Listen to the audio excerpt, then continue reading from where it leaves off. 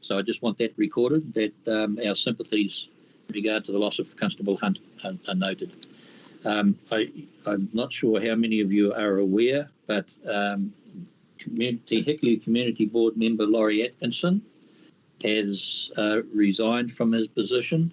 His health has been bouncing up and down a bit, and so he's decided that in his best interest and the interest of the community, that it would be appropriate for him to retire.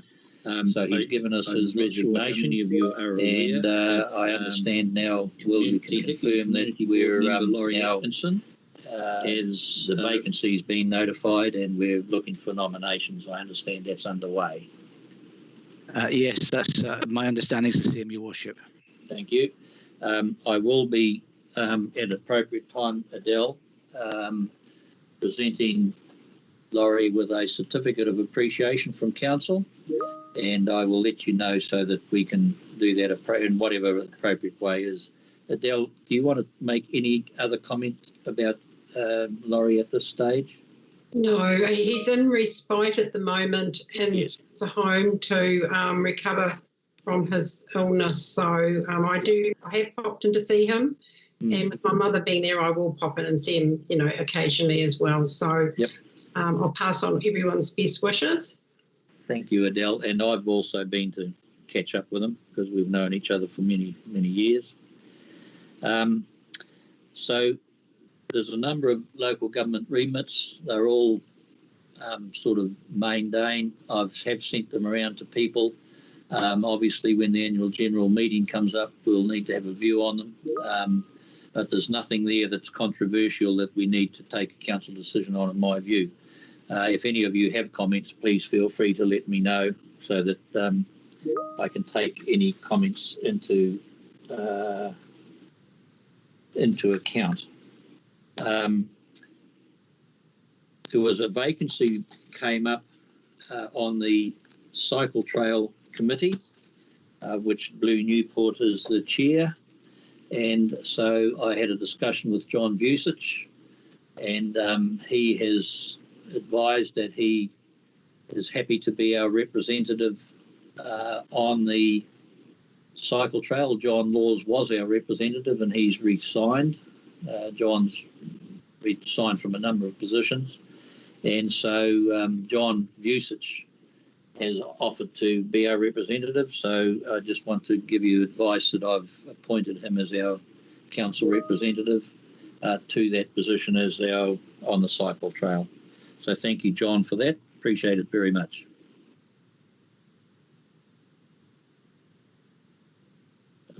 Obviously, you nothing to add to that, John. Thank you. I should also tell you that given that we had our meeting about committees and so on, and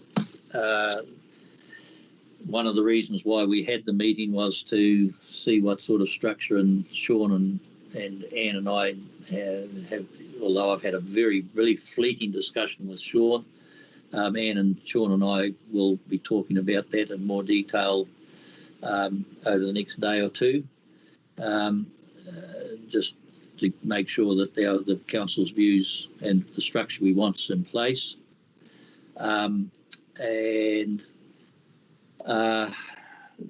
Nevertheless, one of the reasons why we took the decision when we did was because we thought that the ability to have council meetings by teams, as we've been doing, and everybody present on the teams were entitled to be part of the quorum, we thought that was expiring this Friday. I think it was to expire. I can tell you now it's been extended through until September.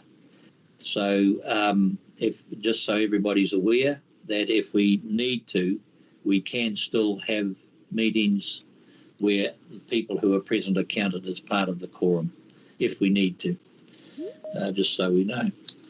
So that, I think, covers our covers the mayoral announcements. That's all the notes I had.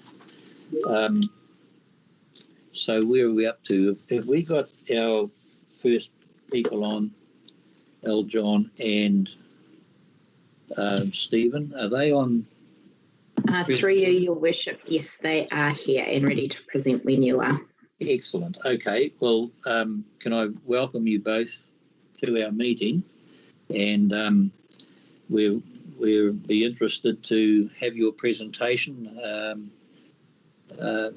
If you would, the floor is yours. We will pass the meeting to you. Welcome to both of you from us all. Welcome. Tēnā koutou katoa, e te rangatira Bishop the Mayor, John tēnā koe, koutou ko ngā mema o te kaunihira, tēnā rā koutou katoa. Thank you for this opportunity to present this short deputation. I'm sitting alongside Stephen Rush, and we both represent Te Kaipo, the Iwi Environmental Management Unit at Te Runanga o Whangaroa and Whangaroa. In this short presentation to Council, we'd like to make at least 2 points concerning the Whangaroa. John, sorry to interrupt. Is it possible for you just to turn your volume up just a little? We can just hear you.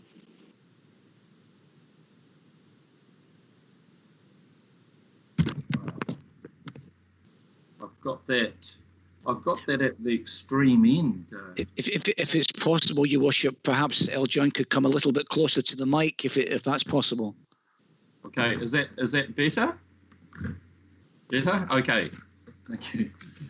Okay, so there's at least 2 points we'd like to make concerning the Whangaroa catchment of the Far North District Council. Point 1. We believe that there is an immediate and ongoing need for Council to devote resources to plan for the growth and development of the various settlements within the Whangaroa catchment.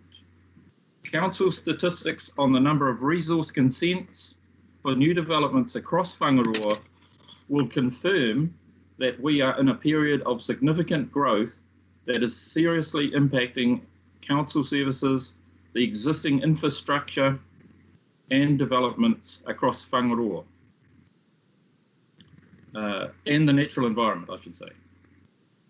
Our settlements in Totara North, Taupo Bay, Whangaroa Village and Te Ngaire Bay are experiencing unprecedented growth, with subdivisions, new builds being carried out or at various stages of development. The existing infrastructure is being challenged at many levels, yet there appears to be an absence of any long-term planning, future planning, town planning related to these settlements. The regulations and resource consenting processes are being followed and requirements are being met, allowing subdivisions to be carried out and developments to proceed. But what appears to be missing is an overall plan and program to provide the infrastructure and services to keep pace with this growth. What is the plan for Totara North, for Taupo Bay, for Whangaroa Village and Te Ngaire Bay? We believe that there isn't one. The failure of Council to plan for infrastructural needs to meet growth and development in Kirikiri led to the problems that are currently being worked through. We in Whangaroa have no appetite for something similar to happen in our communities. We ask for Council to ensure that the next LTP includes items that respond appropriately to the future needs of our Whangaroa community and settlements. Indeed, Council and all of us have a responsibility to the future generations who will live in the Far North District. We have a duty to prepare as best we can for that future. Today, we are responding to errors that were made in the past and cleaning up poor practices that were exercised in those times. In many instances, this was because land was still being broken in and day-to-day living was a matter of survival. Little thought was given to the impact of those practices in the long term. While the constraints of budgets places us today in a similar mode of survival and a focus of attention to immediate and affordable needs, that is a poor excuse not to do what is best for the long term. Good future planning is needed and is paramount to our survival. The COVID-19 lockdown has shown us that. A second point, and final point, possibly final point, as an environment group for the Runanga in Whangaroa, we have concerns and solutions in relation to the many issues negatively impacting our stunningly beautiful land and seascapes. These concerns and solutions not only respond positively to addressing the issues, but also advance development and growth in Whangaroa and provide real opportunities for sustainable employment and commercial enterprises to flourish. A working title for these initiatives is currently Future Whangaroa, and we need to promote this further within Council over the next few months leading into the next LTP. We intend to promote this. Future Whangaroa will enlist the support of the Runanga, the Whangaroa Community Trust, hopefully with Council, the New Zealand Transport Authority, NRC, DOC, and a range of local sponsors to address issues of pest eradication, planting of native trees and forests, roadside planting of trees and fruit trees, the promotion of zero waste and improved waste management, the promotion of better sewerage and grey water processing and discharge practices, riparian planting, and the recovery of polluted waterways, and to capitalise on the many potentials that exist in Whangaroa. One example of this latter point addresses the need for the Far North District to promote a premier and stunning conference centre set in a natural environment. To date, the two defaults include the Copthorne in Paihia and Ramada Resort in Taipa, both having lost their gloss and being limited in the facilities on offer. Whangaroa presents as an amazing proposition, and spawning off this kind of development is the potential to advance a range of commercial ventures. Please watch this space and keep future Whangaroa in mind as we move towards the LTP process. We intend to keep you informed of developments. In summary then, our 2 points concern the need for substantive long-term planning by Council for the Whangaroa catchment and a commitment to future generations as point 1, and point 2 is to keep future Whangaroa in mind in the lead up to the LTP. Yeah, actually, just given that I've got about a minute or two, because I gather I had 10 minutes, I'll just throw in another one there, and it's more at the operational end of Council. We have concerns about, I've mentioned that there are a range of developments, rapid developments occurring in our catchment. The resource consenting process is following the process appropriately. But I think that could be refined to the benefit of both the applicants and of local residents and the concerns that we share. And that could be refined by, in fact, simply adding another clause to the process, inviting applicants to make contact with iwi prior to lodging the application. We have instances where applicants are doing that further down the process, and then we're having to backtrack and make adjustments. Whereas if they met with us prior to the application going in, we could make the adjustments before that happens. And it's often upsetting for an applicant where we find that they're wanting to put a dwelling over a sacred place, and we would suggest to them, hey, just move the building over a little bit. But they've already gone through a process. So there's refinements within the process that we would like, but that's probably a matter further down the line. If you could advocate for that, we'd appreciate it. It's best I leave it there and take any questions you might have. Thank you.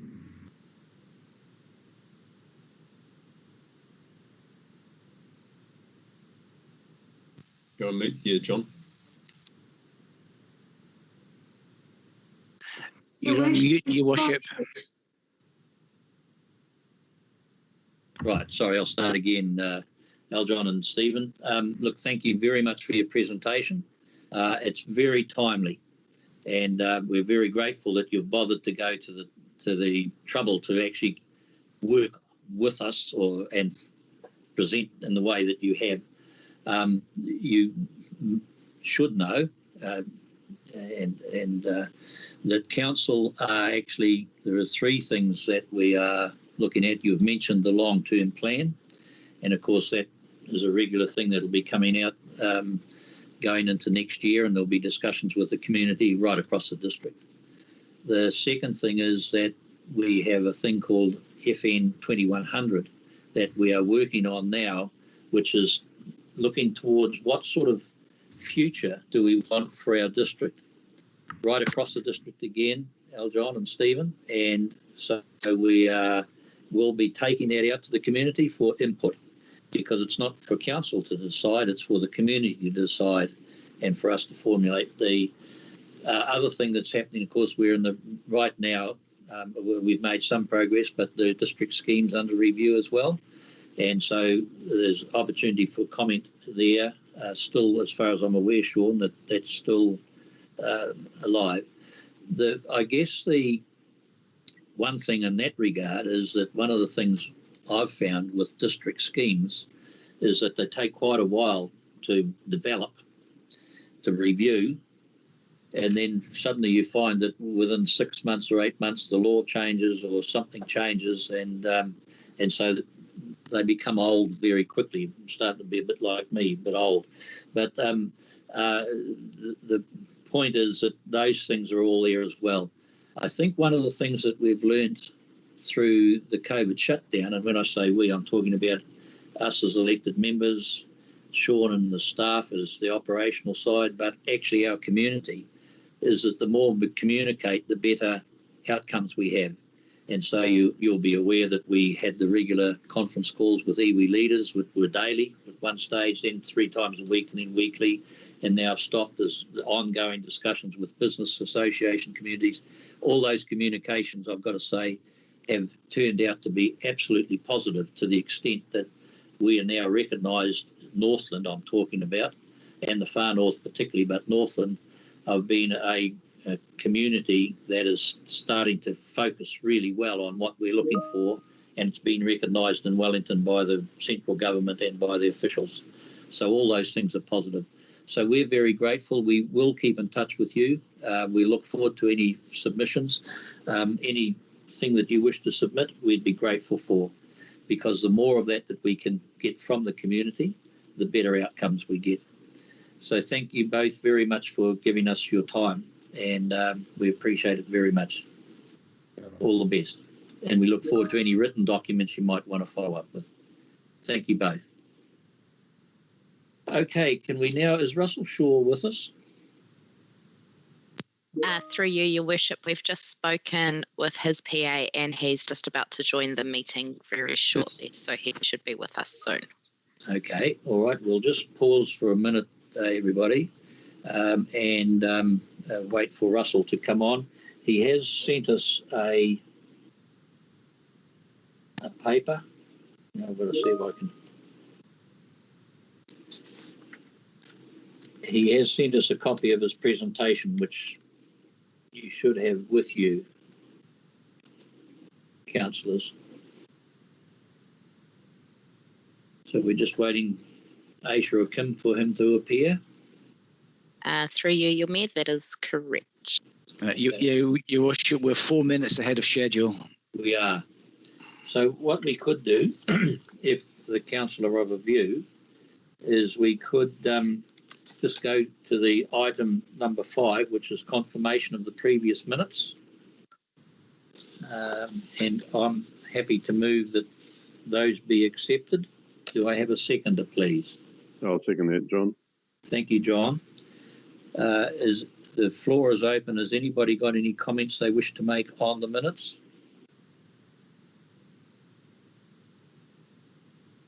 If not, I will ask you to vote, and if you could just put that voting schedule up again, please.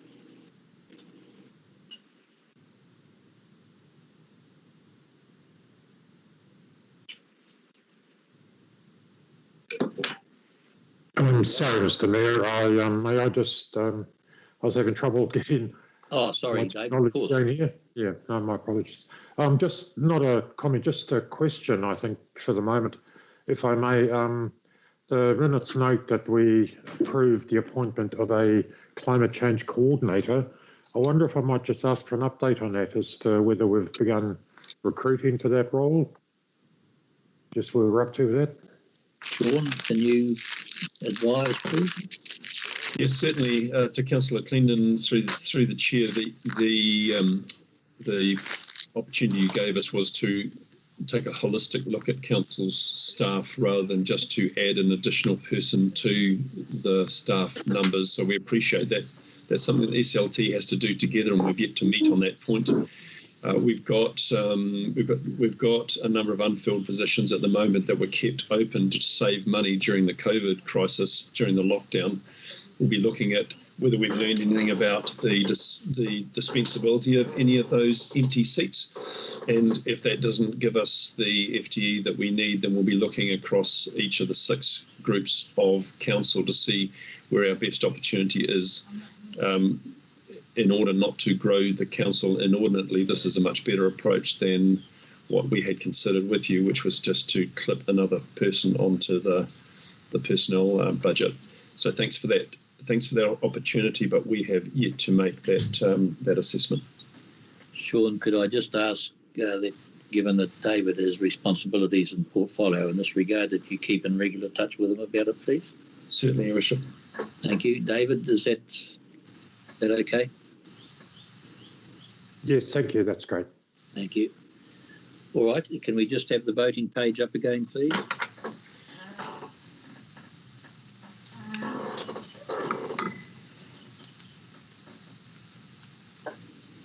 Right. So we've had a yes from myself and John Vucic. Councillor Ford. In favour, thank you. Councillor Clendon. Aye. Councillor Collard.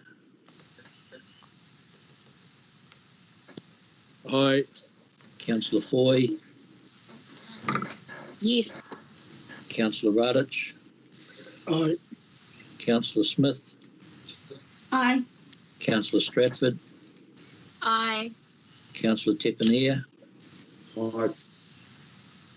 Right, so we're all in favour, so the minutes are confirmed, so thank you all very much. Now, do we have Russell with us? Your Worship, Anne Court here, just while we're waiting, in the original agenda that was posted out on page 11, you had 2 mayoral announcements that you have not, that are not on your running sheet, that you have overlooked. One is in relation to Councillor Tapania, and the other one is in relation to Hohora Heads Motor Camp. I'd just like to give you the opportunity, because I think it's really important that we acknowledge the success and how proud we are of Moko. Absolutely, and thank you. I appreciate that very much. Moko, my apologies.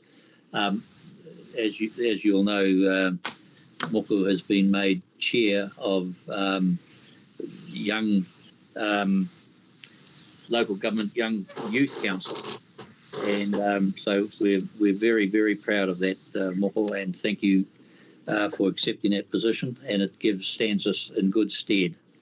And so can I just say congratulations on behalf of us all, and I'm sure I'm joined by everybody, Moko, and thank you, Anne, for reminding me again. My apologies, Moko, for overlooking that. What was the Hohora?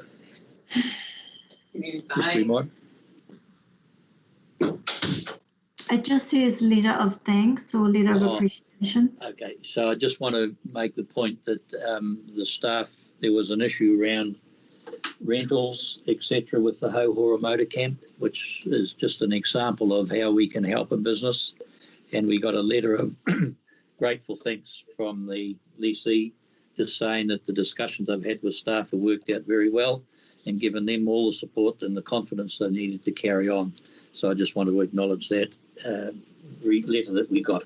And I must also say that I'm getting a number of communications from business and business associations saying that they are extremely grateful for the contact that they're having with our council and with our staff, Sean, you and the staff, for the support and the understanding that they're getting going forward as well. That doesn't mean to say that we still are, there's not the odd grumpy person out there as well. But in the main, it's good to see the positivity that's there as well. So thank you for that, Anne. Now, I hope I haven't missed anything else, but I know you and others will tell me if I have. So is Russell Shaw on for us? Yes, I'm here now. Hello, Russell. Welcome to our meeting, and thank you very much. As I say, folks, Russell has given us a copy of his presentation. But Russell, the meeting's yours. Thank you for all the work that you do for our community, for our district, and indeed for our nation. We appreciate it very much. And I'd like to pass the meeting to you to make your presentation re the power station at Nafa. Thank you. Thank you very much, John. I've got a presentation to step through. You should all have a copy of it, but I was planning to put it up on the screen, and I'll just step through slide by slide. And as John said, the purpose of this is to tell you a little bit about the work that we've been doing, not just at the power station, but I will cover that, but also on the network. So if you bear with me, I will hopefully bring this up. Now, can I just check that everyone can see that on the screen? Yep. Yes, thank you. Excellent. Thank you very much. It's always nice to get some feedback and not just talk to a blank screen.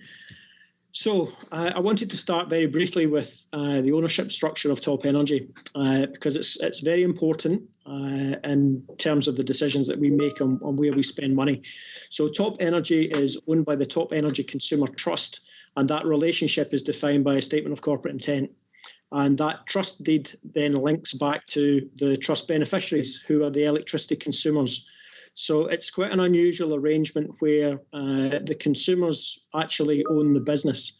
There are a number of trusts across New Zealand. It is quite an effective model when you compare it against other models that have been put in place globally. But it does take away from driving purely for shareholder benefit. And in many other jurisdictions, that's about putting prices up as much as you can and maximising the profitability to then release as dividends.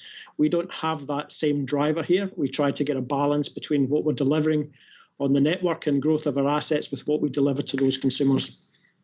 So we started off owning the lines, and now we are actually right across the energy value chain. So we generate at Nafa predominantly, but we also have diesel generation across the network. We then sell the energy through the energy wholesale market, and we trade in carbon because Nafa does produce some carbon dioxide, which comes out of the ground with the geothermal fluid. We then have the transmission network, so we own the transmission substations in Kaikohe and Kaitaia and the transmission line that connects them. We have the distribution network, which is the traditional distribution network that we've had since we were created. And that's supported by the electrical contracting business, and we've got about 100 people in that contracting business. And the areas that we don't really have assets or an involvement are around metering, where we have access to the data. And most of those meters are now actually owned by Well Networks in the Waikato, and they contract that data delivery to the various retailers. And then the final part is the retail side. So the energy sales, the sort of call centre billing, the likes of Contact, Trustpower, Meridian that you will have heard of, as well as a whole host of new entrants. There are about 30 retailers now. Now, we're not legally allowed to do that. So that's the one part of the value chain that we don't participate in. So firstly, looking at the distribution assets. So this is where we were back in 2010. A double circuit line coming into Kaikohe from the south, and then a series of red dots which represents the substations, the 33,000 volt zone substations across the region. A single line up north, and then again single lines out to Pukenui, out to Taipa, Okahu Road, and MPL it's still called, which shows you how old that substation is. So that's the nature of what we had, a total demand in the network of about 85 megawatts, just over 30,000 customers. But if we had a failure on any one of those lines, then customers went off supply. And even where we did have multiple lines, the capacity on those lines meant that if we had a failure on one line, the other line tripped out on load. So it was a very, it was a cheap and cheerful network, if I could describe it as that. Our reliability was very poor, but it was pretty cheap to run because we hadn't spent any money on it for 15 years. And back in 2010, we developed a new program, which we imaginatively described as TE 2020, which was a 10-year plan of where we were going to take the network. And this gives you a view of what that looked like. And it involved a significant amount of work on the network, creating a double circuit 110 line up to our northern area with the 10,000 customers up there. At that time, we were talking to Karikari about the development for the Chinese and putting a supply in there. Very few lines with single circuits out to them. So really significantly improving the capacity across the 33 and 110 network so that we have the ability to have bulk transfer of power. Now, we've been doing that for 10 years and we've built a lot of assets. So it was a $260 million program over 10 years. And to give you an idea of the size, that was against an asset base of 128 at the start. So it was a massive investment across the network. We're now sitting about 280 million in network assets. And to give you an idea, that's about the same size as Northpower, who have doubled the number of customers. So we have many similar problems to the council, where we have a very small consumer base here and lots of assets to service them. So relatively low asset utilization because we don't have a large population base. But through that program, we've put new substations in Kyle, in Kerikeri, at Weiroa Road, out past the airport, in Kaikoui, and also at Mount Pakaka.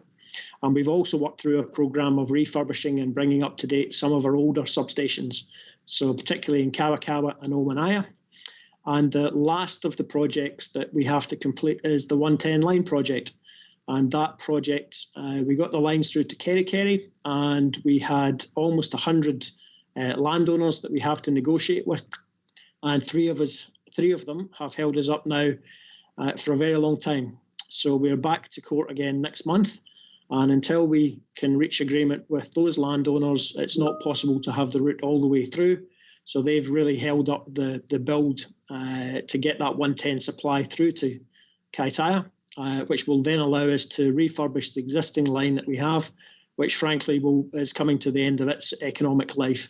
And we expect to start to see more failures on that line.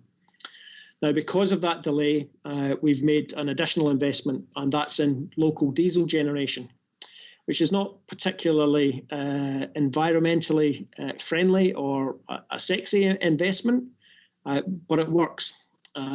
So we've installed a large number of diesel generators over the last 12 months in the area around Kaitaia. Most of them are out at Bonnets Road.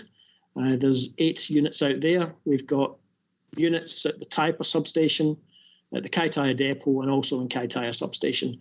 Now, we've been running the ones in the Taipa substation for about 8 years now, and that was where we really trialled this. So it was always the intention that we would have a single line out to Taipa, single line out to Pukenui, single line out to Omanaya. And Taipa was where we trialled these units, we put them in place, and that's allowed us to both maintain supplies in that eastern area, but also has allowed us to rebuild that 33 line without the customers going off supply. We simply run up the generators, the people are on the generators for the day, we drop the line out, and then we can do work on that line. The Taipa line was finished last year. The Omanaya line starts this year, and then we have generation going in at Pukenui as well, which will allow us to do some more line on the Pukenui line. So that's the interim measure until we get the 110 line through. And our view was it wasn't acceptable to continue to delay the line and leave the very far north exposed to a greater number of outages, both planned and unplanned, where we have to work on the single 110 line up north. And to give you an idea, we were looking at moving away from one annual outage of about 9 hours to, in some years, 8 outages. So we would have 10,000 customers off 8 times a year for a Sunday. And our view was that wasn't acceptable, so that's why we put this interim solution in place. They will run for only less than 1% of the year. They're purely there for backup purposes for planned and unplanned outages. And we're still working through an exemption process with the Electricity Authority to allow us to do this. Because we've now reached a threshold that we've got more generation than we're allowed. So projects like this have to be approved. Otherwise, we have to separate off the generation parts of the business. So we're still working through that process and hopeful that we'll have an answer by the end of this year. So that's the network business, an area of significant investment and an area where we've significantly improved the reliability of supply. To give you an idea, we have about a third the number of outages as we had 10 years ago. So moving on then to generation. My predecessor, who some of you know, Roger Debray, developed a pilot station at NAFA back in 1998. It was originally drilled by the Ministry of Works on land owned by Carter Holt Harvey, and they did a series of trial wells, and they didn't get what they wanted. They were looking for steam because steam turbines were really the only way you could generate power back then, and they got hot water. Very hot water, but hot water all the same. So they walked away, went down south and developed the Taupo volcanic zone, which were really steam units. So steam came out of the ground, turned a turbine, condensed into hot fluid, and then that hot fluid was put into the Waikato River. The technology later developed where you could pass that hot water through a series of heat exchangers, heat up pentane, turn it into a very hot and quickly flowing gas, which allowed it to turn turbines, which meant that you could turn a generator to make electricity. Then you cooled the turbine, you cooled the hot pentane down through a series of fans, which is what you can see predominantly in these photos, turns it back into liquid and it goes back through. So there's 2 cycles, a cycle for the geothermal, comes out the ground through the heat exchangers and then back into the ground, and then a cycle for the pentane where it heats up, turns into gas, cools down, and then gets pumped back through. So it's a very simple system. It's very reliable. Our stations run 96% of the time, and we have set global records with the availability. So the first station was put in place in 1998. It's 10 megawatts. And then 10 years later, we had the expansion station, OEC3, which was a 15 megawatt. And at that time, 15 megawatts was as big as they could do. That was the largest of this type of unit in the world. So since then, we've been developing 2 further power stations, and we're at the construction stage of OEC4. It's a 32 megawatt expansion, so it's more than twice the size of the last unit that we had. And we went through an extensive consenting process. The consenting process took 3 years. It was very professionally run. I'll thank Council for that. And we finally got those consents back in July 2017. And since then, we've been working through the business case, then the enabling works on site, about $30 million of civil works on site, then the drilling, bringing Icelandic drilling in to drill the wells, series of 6 wells, about 1.8 kilometres in depth, and then the physical works on site, which you can see in the photographs here. So that's the unit about 3 months ago now, and we are on track to have the unit handed over to us now in December. Originally, the business plan was for it to be the end of June next year, so we're still ahead of schedule. COVID did hold us up a little bit. We've moved from end of October to the start of December, but we're on track to hit that. So that's the project. Now I've put a whole load of slides in the back of your pack so you can see the sort of incremental development that we've been through at the various parts of the site, but I'm not planning, given the time I've got in this presentation, to work through all those slides. But I do, or I would like to make an offer that if any of you would like to come out for a visit to the site and see what we're building and to get an idea of the physical size of it, because it's an enormous power station, then you're very welcome to do so, and I'm happy to make the arrangements so that can happen.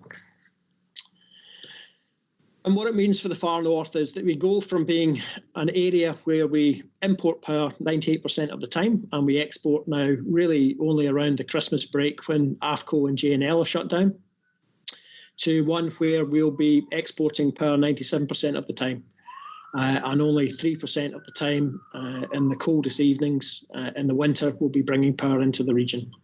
So it really does make us electricity self-sufficient for the far north. We'll still rely on the transmission grid to get that power out and allow us to sell it into the market. So that was a very brief coverage of generation, and I wanted to move on to value creation and what that actually means, and how we balance the desire to grow assets with the price that we charge customers and the level of debt that we carry. So this gives you an idea of the asset growth that we've seen and we're projecting. Going back to 2009, we had a generation business that was very small, a network that was about $185 million, and a total group assets of just under 220 million. Back in 2017, with the investment program we'd had on the network, you could see that that had grown in value quite considerably, and we were sitting at about $378 million. Now, with this year, that picture changes, and the mix of generation and network assets, we actually have more assets in generation than we will have in the network, and that will take the group value up to about 665 million. And when you extrapolate that forward, pending building another station, and we don't have approval for that, we really need to get this one delivered and start to pay off some debt. But if we build the next station, which consented, that will take the business to over $1 billion in assets. And you can see a substantial growth in the generation business. So that's really what's driving the growth in the asset base. And we're targeting that we'll get to a group debt of about 30% of that asset base by 2030. So that's kind of the debt and asset value growth that we're looking at. And the third part of that pyramid, or that triangle, is how do you deliver value to the consumers of the far north? Because we continue to grow assets, we can continue to grow profitability, but what does that mean for customers on the network? So in 2018, we changed our statement of corporate intent, that agreement between the company and the trust, and we put a new measure in there, or a new objective, and that was to lower the delivered cost of energy to consumers. And what you can see in the graph is all of the lines companies in New Zealand, and the orange ones are the ones that we compare ourselves to, the ones with similar networks.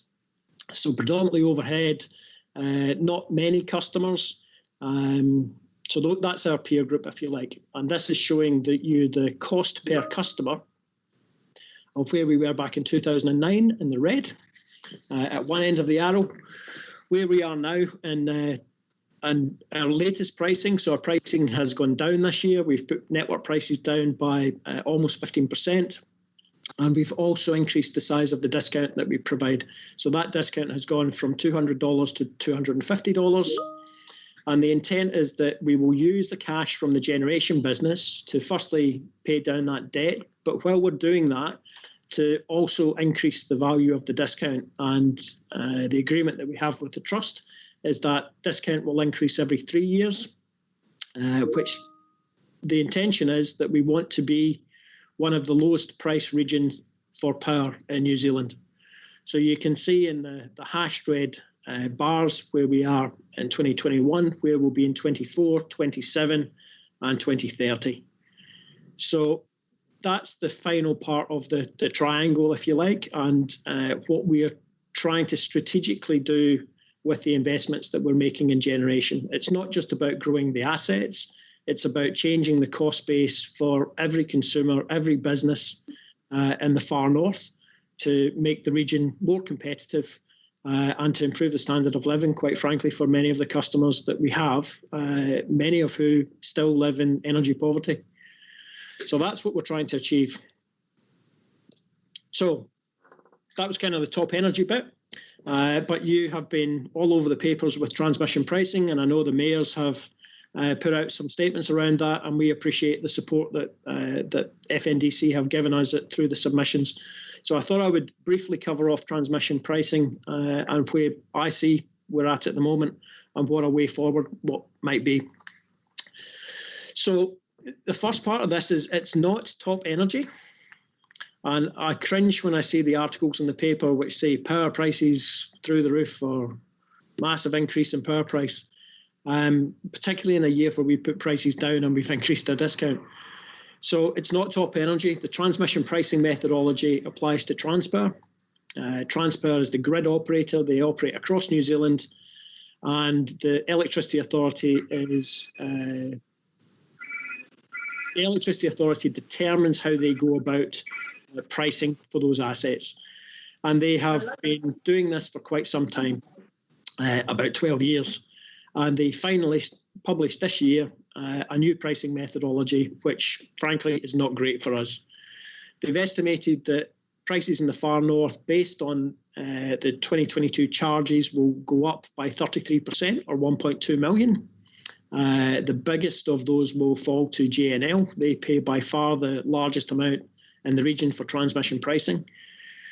And it's to move away from a peak demand charging scheme. So at the moment, if we have a peak demand on the network and it coincides with other peak demands across the network, then we pay more.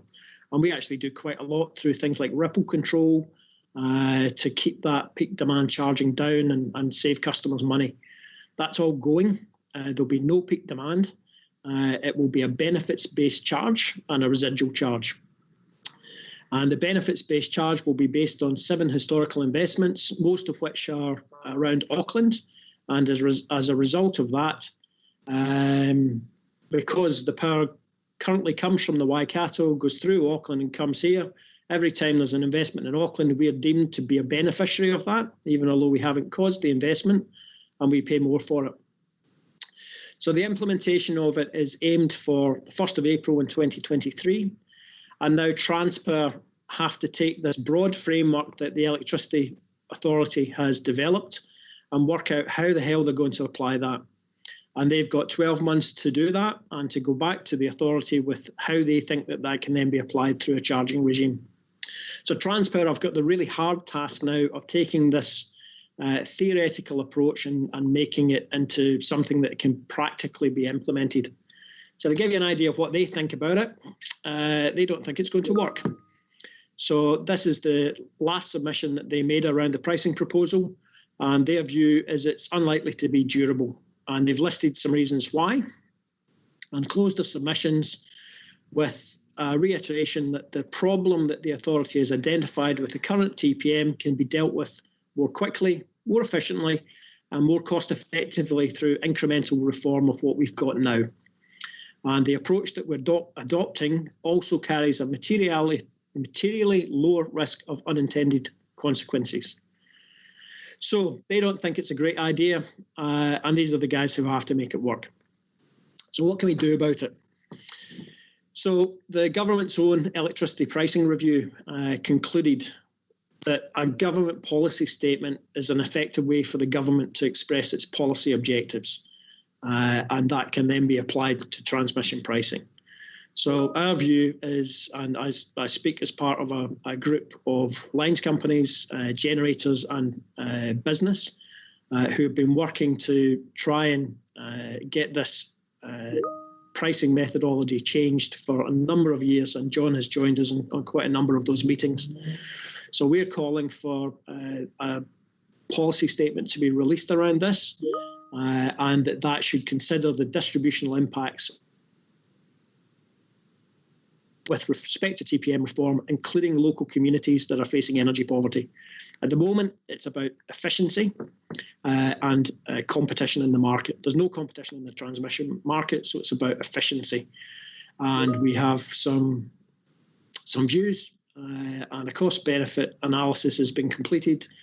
My personal view is that it's a lot of rubbish, and I don't think we'll see the benefits that have been incorporated in there. But it is what it is. They've made a decision, and that's what we're having to live with. Okay, that's what I wanted to take you through. As I said, there's quite a lot at the end. If you'd like to know a little bit more about what Top Energy are doing, there's a video on our website, or you can follow the YouTube link, and that talks about what we're trying to do across the network and balancing new technologies, the technologies we've got, and trying to drive down that cost of delivered energy. And I'm happy to answer any questions that you might have.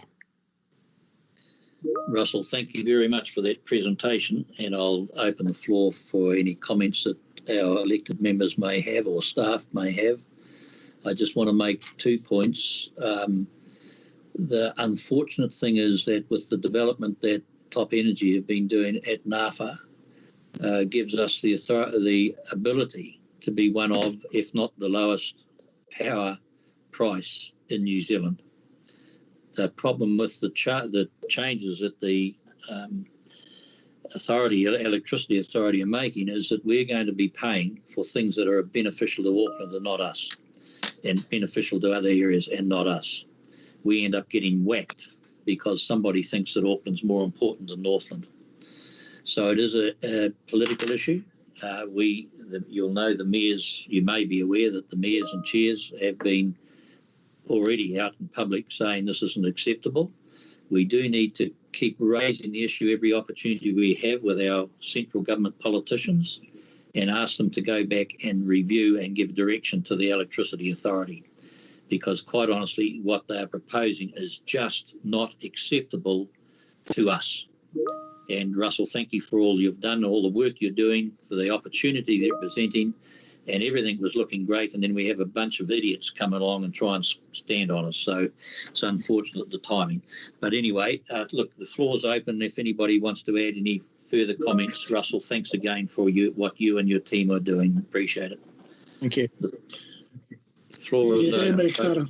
Matty. Russell, what is the hold-up? In other words, what is the problem with the landowners holding up that live wire to Kaitaia? What is their problem? They don't want the line on their land, and there's a compulsory acquisition process that we can follow, but that's a very long process, and we have been going through it for about 5 years now. Unbelievable, eh? So there's 3 of them out of just over 100. They don't want it on their land, and unfortunately we have Crown land. There's a pinch point, if you like, with Crown land, and so we have to go through in between them. We can't compulsory purchase on Crown land, so that's the difficulty that we have. Thanks, Russell. Thank you, Matty. John? Yeah, look, Russell, thank you very much. It's really great to see you delivering, and even ahead of schedule, even despite COVID-19. I had 2 quick questions, really. One related to, and I think Matty touched on it, getting the completion of that high voltage line on the East Coast. So that's been delayed. And from what you just responded, I'm taking it you still can't really give a definite time when that's done. I've just noticed there's been a number of power outages lately, and getting more resilience would be great. Yes, there have been a number of outages recently. There's 2 further stages that we go through. We got the results from the last case 12 months ago, so it's taken us 12 months to get back in front of the courts. And the decision took 6 months from the hearing. So it takes a long time to work through the process. We have to commit to an amount of money that we'll spend in each 5-year regulatory period. So we've taken that line build out of this 5-year period, which takes us through to 2025, and it's now sitting in the 25 to 30 period. But that's the reason that we put the diesel gensets in, because we don't think it's going to be acceptable to have so many planned outages to do the essential maintenance of work that we need to do in the existing line. And the reason those diesel gensets didn't work recently, when we had the outages, is we're doing some work in the substation in Kaikoui, and we're finding some historical problems with the secondary wiring there, and that's caused the circuits to trip. The downside of that is that we don't run the generators up because we know exactly what's gone wrong, and we can switch it on very quickly, because if you pull a small fuse out and 20,000 customers go off, and that's what happened on the Thursday, you know pretty quickly you're going to put that fuse back in and then start to restore supplies. So we didn't use the generators because we had quite quick turnaround periods to get the power back on in all of those cases. But it was a shocker. We had lost the transfer supply due to birds on the Monday. We switched Kaitaia off on the Tuesday, and then we switched the Southern Network off on the Thursday. And then Kaikohe went off again on the Friday. So it was not a great week.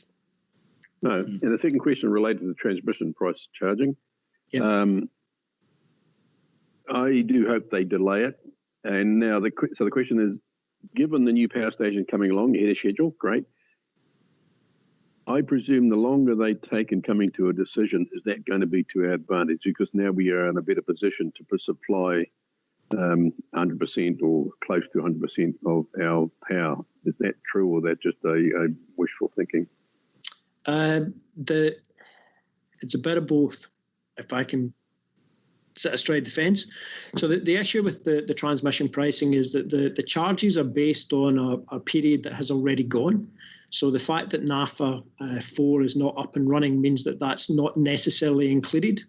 But the devil is going to be in the detail. So we really need to see what Transpower come back with their methodology over the next 12 months to see what's in there. Now, on a positive note, that could reduce the transmission charge by $1 million. Some of the analysis that they had run previously, where we looked at, well, what's the difference if we are embedded or grid connected for NAFA, indicated that would be $1 million per annum for consumers.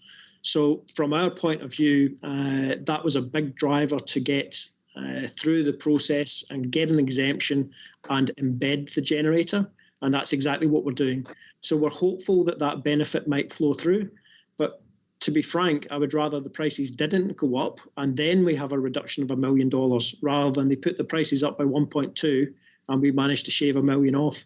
We're trying to create some advantage for the region here, not just offset the improvements that have to be created for Auckland. Or the winners out of this are TY and Meridian, the generator in the South Island and the largest consumer down there. Yeah, thanks, Russell. And I'll take you up on the offer to come and visit.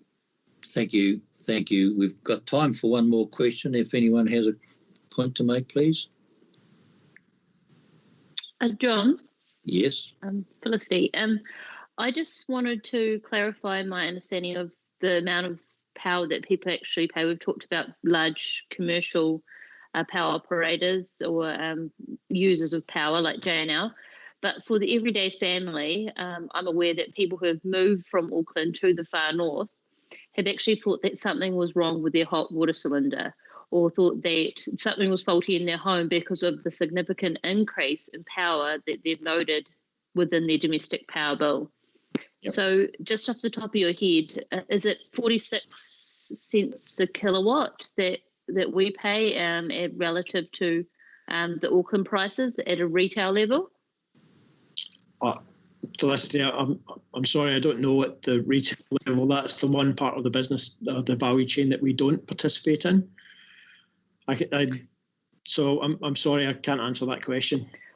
Well, off the top of my head, in my understanding of people that are in Auckland, they're paying 30-something cents. So I think it might be low 30s, 33 cents, and up here we're paying 46 cents.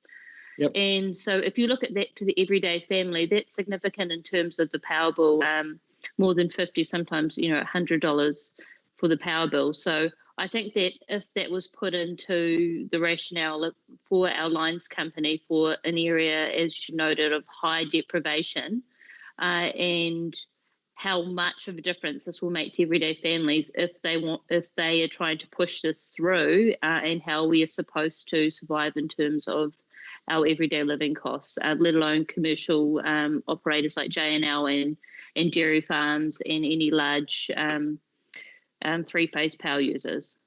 I think that's entirely right. But if we can put this to government, that they need a government policy statement that addresses energy poverty, and that has to be incorporated into any pricing methodology, then it does force the Electricity Authority to look at how the ability of people to pay, and put a pricing methodology in place that takes account for that. And it doesn't at the moment. It's based on efficiency, and there's a real argument about whether it is actually efficient.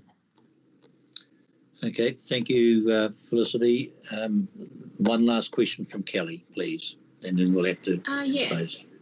A quick question, but quick feedback. I found your staff really proactive in getting the message out during those cuts, even though a lot of it wasn't top energy.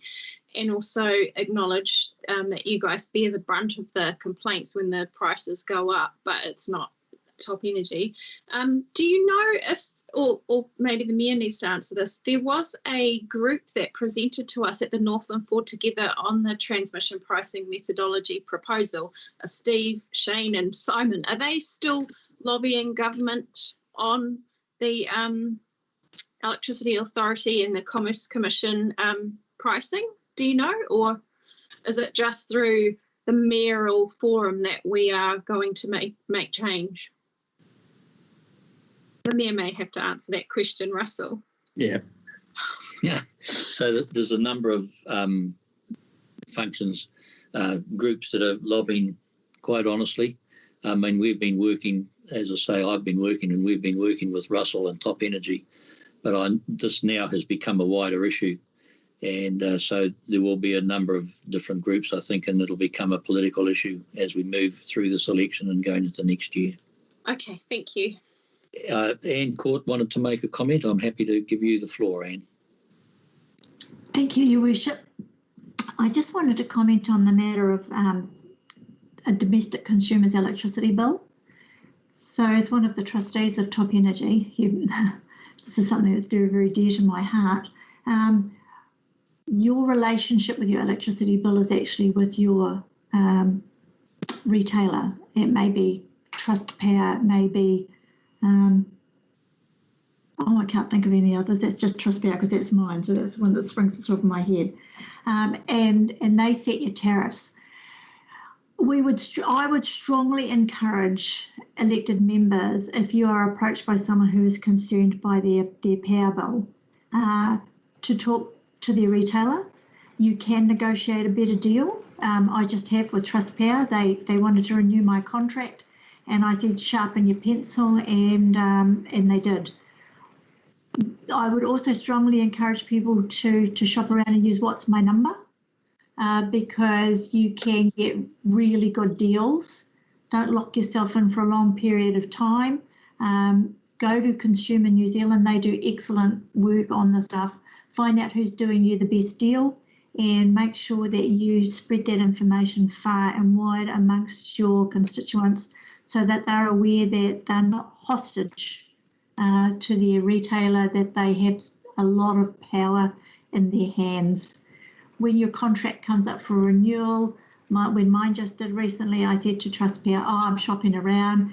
And the first thing they said is, I'm authorised to give you a $200 discount off your next bill. Yep. So you've got a lot of power in your hands. It's just, I don't think people necessarily realise that they do. So we've got a role to play in sharing that message. And just a huge shout out to Russell and the team at Top Energy, because they are absolutely amazing. And I'm incredibly proud to be part of that team. So thank you. Thank you.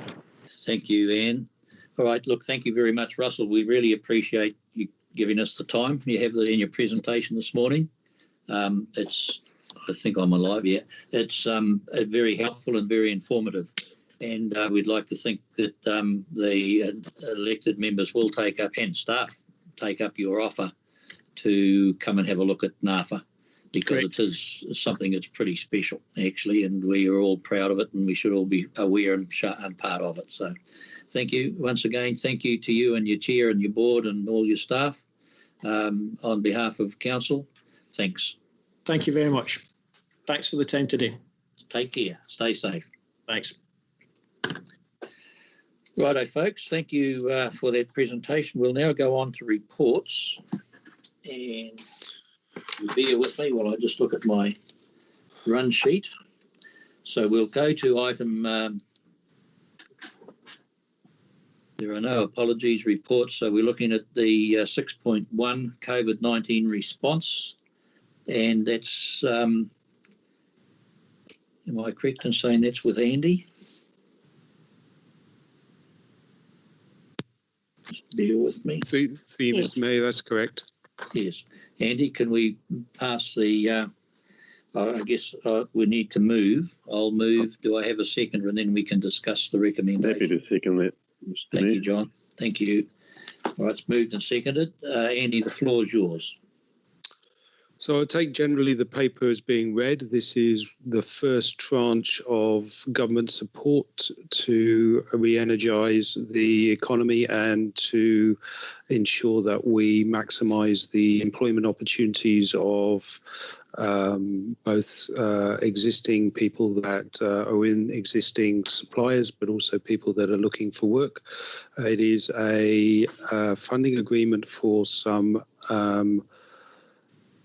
minor infrastructure work and vegetation clearance valued at around 2.21 million for council. The bulk of the work would be delivered through our Northern Transportation Alliance. And today we are asking you to enter into a back-to-back agreement with Whangarei District Council that mirrors the agreement that Whangarei District Council have with the Ministry of Business, Innovation and Education, Employment. And really it's just to allow the Chief Executive the authority to finalise the terms and conditions and let us get on with the work. Okay, thank you for that report, Andy. Councillors, any questions or comments, please? I can comment. I support it. I think I see there's elements of social procurement in there with the agreement with MB. I'm also very happy that Whangarei will provide a lot of that. It gives me confidence in terms of our delivery and CapEx. Having extra work when we're struggling with some of that delivery, it's good to see extra assistance there as well.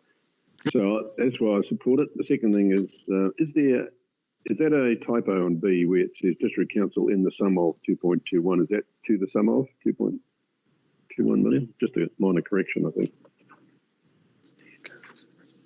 Can someone help us with that, please? In the sum of.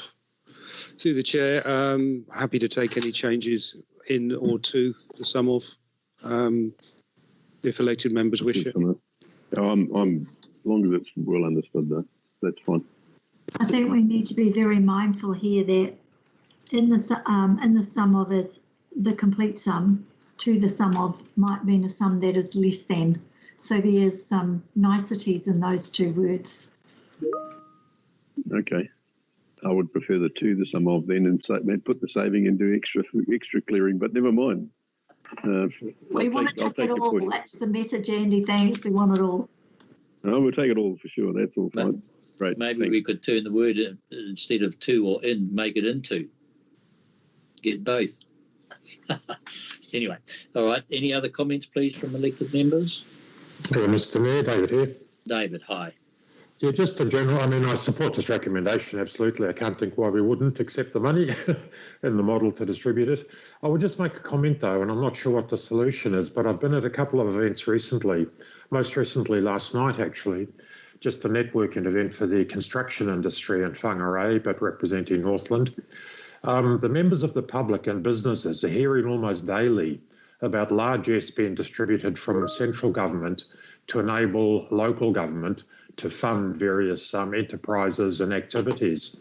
I think there's not yet a recognition that the money actually is really not flowing. I was asked directly last night, why aren't you guys spending this money faster?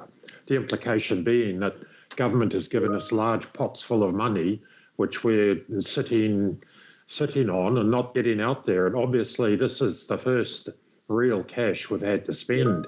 And I do think I think local government has been critiqued for holding up the cash flow to get people employed and to get outcomes achieved.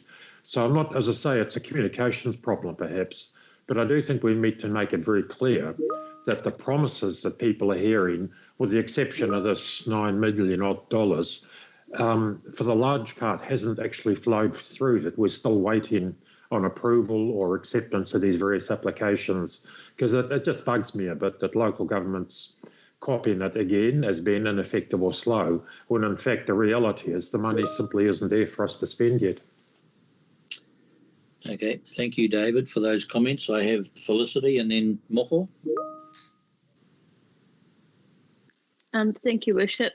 So just on this point here, I was really happy to see under point 2 on page 31 and 32, where it talks about our unsealed roading network. And I just want to get clarity on that. It says accelerated unsealed network grading program. What I was hoping to see in there as well is our water table drains, and in particular our culverts, just basic drainage things, so that when they do grade the road, there's camber on the road that allows the prevention and avoidance of potholes and just basic roading elements that really need to be addressed in our network. Or is there another application that will address those things that historically we could have done and can do better for our unsealed network? Through the chair, I do have Calvin Thomas online who may want to contribute to this. However, at this point, the focus of the submission was around the use of, at the time, which was pre-COVID, was around the use of not necessarily qualified labour, but people that were struggling to continue in their existing professions on employment and could be brought in to do some minor low technical work that didn't need a lot of training to get them out and actually working. But Calvin, you might want to add to that.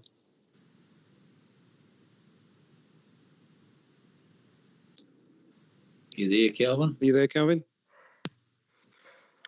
Sorry, Calvin, I muted you. You had some background noise. Through the chair, yes, as Andy stated, the original intent of this was about creating labour. This submission was put in on the 23rd of March, and at that stage it was focused around displaced forestry resources. Can you speak up just a bit, please, Calvin? With respect to the unsealed network, that was at the stage of the drought where we were unable to grade, so the original intent was for a single grade across the entire network to be funded. So for Far North, that equates to about $130,000 worth of funding. We're now looking at how we can target that funding on specific improvements on specific unsealed roads. And there is another package that has been submitted to CIP for a more intensive program along the lines of what Councillor was referring to with water table and drainage and everything. Thank you. I don't know whether you got all that, Felicity. What we might have to do is just get Calvin just to give us a memo on that, please, Andy. Yeah, can do. I think I heard most of that, and I'll try again to repeat what Calvin mentioned. Is the original submission was made on the 23rd of March, if I heard Calvin correctly, and picking up a previous comment, is taken from the 23rd of March to effectively the 25th of June to get this approved and the money available for local authority to spend. So that nods to a previous elected member comment. The original focus on this was around forestry workers as we went into COVID-19. And prior to that, there was a hit on the forestry industry and a number of forestry workers across the country that were struggling for ongoing employment.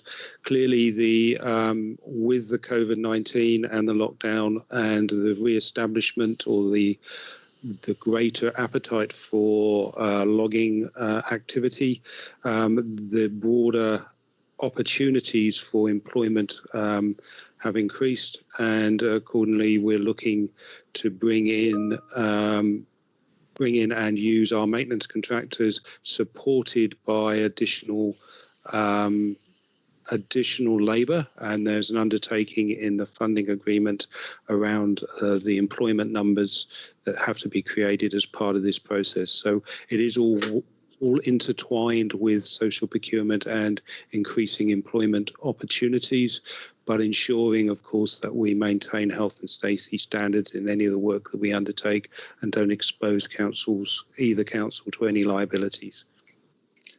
Okay, thank you, Andy. Thank you, Calvin. Moko had a comment, question? Sure. Thanks. I got a couple of questions. One of them was, I know that we'll be getting some pūtea for the cleaning up of our parks and reserves to the sum of 200,000 by the looks of it, vegetation clearance and cleanups. And just in the report, it's there that this will be done with our existing contractors. But the wording in the report is that it is intended that additional staff will be recruited. Do we have, within the scope of our contract and with this extra 200,000, the wording here just, to me, it sounds like that could potentially not happen, that we might not actually get some extra people in to work through this. Is there any clarity over how we'll be managing that with our contractors who already do this for us? Through the chair, if I may respond, then we are, as a council, as well as the Northern Transportation Alliance, working with the Ministry of Social Development to identify additional people who could be brought into the labour force. That the 200,000 that you've mentioned for park cleanup does require us to work with MSD and bring one additional person to support our existing services to do that piece of work. We are looking to see if we can extend that beyond one person and obviously bring as many people as we can. But we are and continue to work with MSD around the availability of labour to support that process. We do have to report back to MB on how many employment opportunities we've provided as part of this overall funding agreement. And that seems to be a key message coming out of all the additional funding initiatives that are coming out of government at the moment, is not only just saying good things, but delivering on them, particularly around employment as well. Thank you for that clarification. My other quick question was, and maybe I've seen it somewhere, but the new footpaths, the missing links, did we actually have a list of those? Have we already identified those? I thought I had seen something, but I just highlighted that. Did we actually have a list of those missing links that would be filling in with this money that's coming in? I may just, through the chair, I may just well ask Calvin where we are with that. I thought that was something that we would be developing, but I will ask Calvin to respond. Yep, so actually you may be able to hear me. The missing link list has been developed and some correspondence with individual wards has been had already. That is the final confirmation set required to ensure we're targeting equal distribution of properties.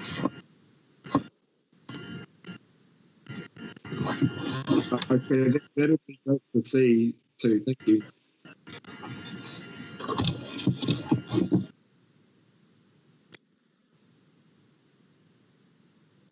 Sorry, I have Rachel and then Dave Collard. Thank you, Your Worship. I just wanted to commend staff on the responsiveness in this space. As we know, it's been very challenging to ensure that we are geared up to benefit from some of that pūtea that is throwing around. So it's fantastic to see some of that coming back into the far north. I really just wanted to highlight the learning opportunity. This is obviously our first chance to give our sustainable procurement a good test drive, and I think that it would be really beneficial for governance to receive some learning reporting to the ARC committee following this redeployment to ensure that we can continue to make our policies fit for purpose in that space and to continue to be progressive. So that was, I don't need that to be reflected in the resolution, but if perhaps there could be a note made that some reporting of some form go back to the ARC committee, that would be great. Thank you. Yeah, Dave Collard here. I assume that I'm next. My questions were aligned with what Moko had said, and my interest was in the work that is involved in this allocation of money. Was that pre-selected, or is it being selected as a result of the money's coming through? And I'm thinking of the roadside things, the grading of our unmetalled roads, as Felicity had indicated.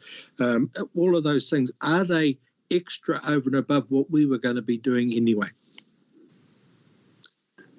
Through the chair, the simple answer to that is yes, it is extra over additional money over and above our normal maintenance and obligations, maintenance and operations obligations. And as a result of that, how were those selected? Through the chair, the three councils worked with MB to identify work activities that would likely to meet the objectives of the funding around creating new employment opportunities, and a submission was made in March, which was reduced in size by MB and filtered. So what we have is a reviewed and refined list of activities that MBC fully align across Northland with the objectives that they were looking for when they created this fund.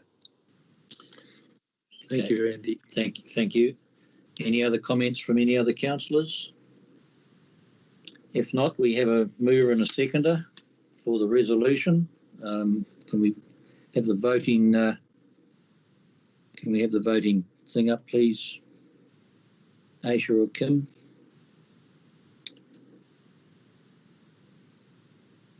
I know it's been moved by me and seconded by John Vucic.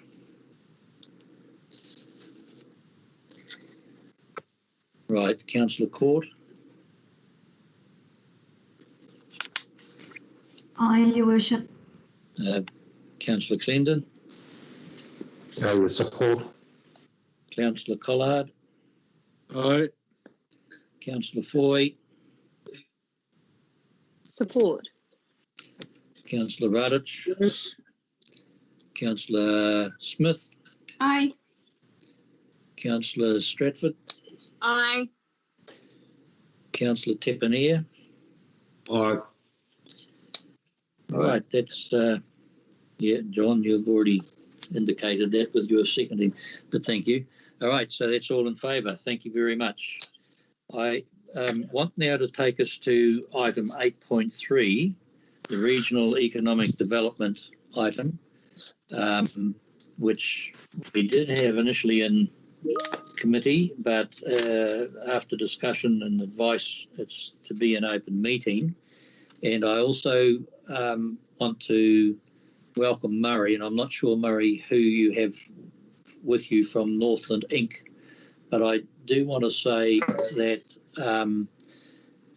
the work that Sarah and Peterson, who's the chair of Northland Inc. and their board, doing an outstanding job in my view. And so I want to pass those thanks on. Murray, if you could, I did thank Sarah yesterday, but if you could pass your thanks on again. And thank you, Murray, for the leadership that you're giving. It's good to see you out and about as you are so often, and your involvement in the various discussions that are going on across the district has been immense in my view. And the nice thing is that I know now that a lot of business people feel that they're now included and are part of Northland Inc., whereas that wasn't quite so obvious previously. So what I'm going to do now, and your involvement in the various discussions that are going on across the district has been immense.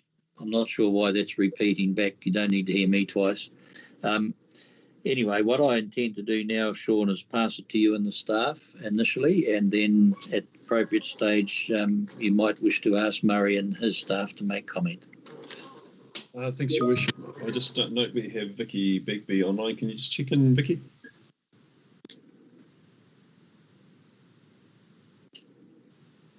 Have we got you there, Vicky? Yes, you have. Good morning. Good morning. I just give an overview, Vicky, if I might, and invite you to supplement anything if you can. Sorry, John, go ahead. Sorry, I do beg your pardon. Just so that we can have a discussion about it, I should move the recommendation. Do I have a seconder, please? Yes, Your Worship, I'm happy to second. Thank you, Councillor Court, Deputy Mayor. Right, thank you, Sean. I do apologise for that. Thanks, Your Worship. Over the last couple of years, our council's been involved in a soft leadership role, if you might, with the mayors and chairs of our 4 councils. As you know, Northland 4 Together is quite an unusually tight alliance between councils of the region. And on the particular topic of economic development, starting with a Martin Jenkins report 2 years ago, which looked at how the economy is developed in the region, came up with a number of recommendations. And for political reasons, it's taken time to get convergence on a sense of future that we could all buy into.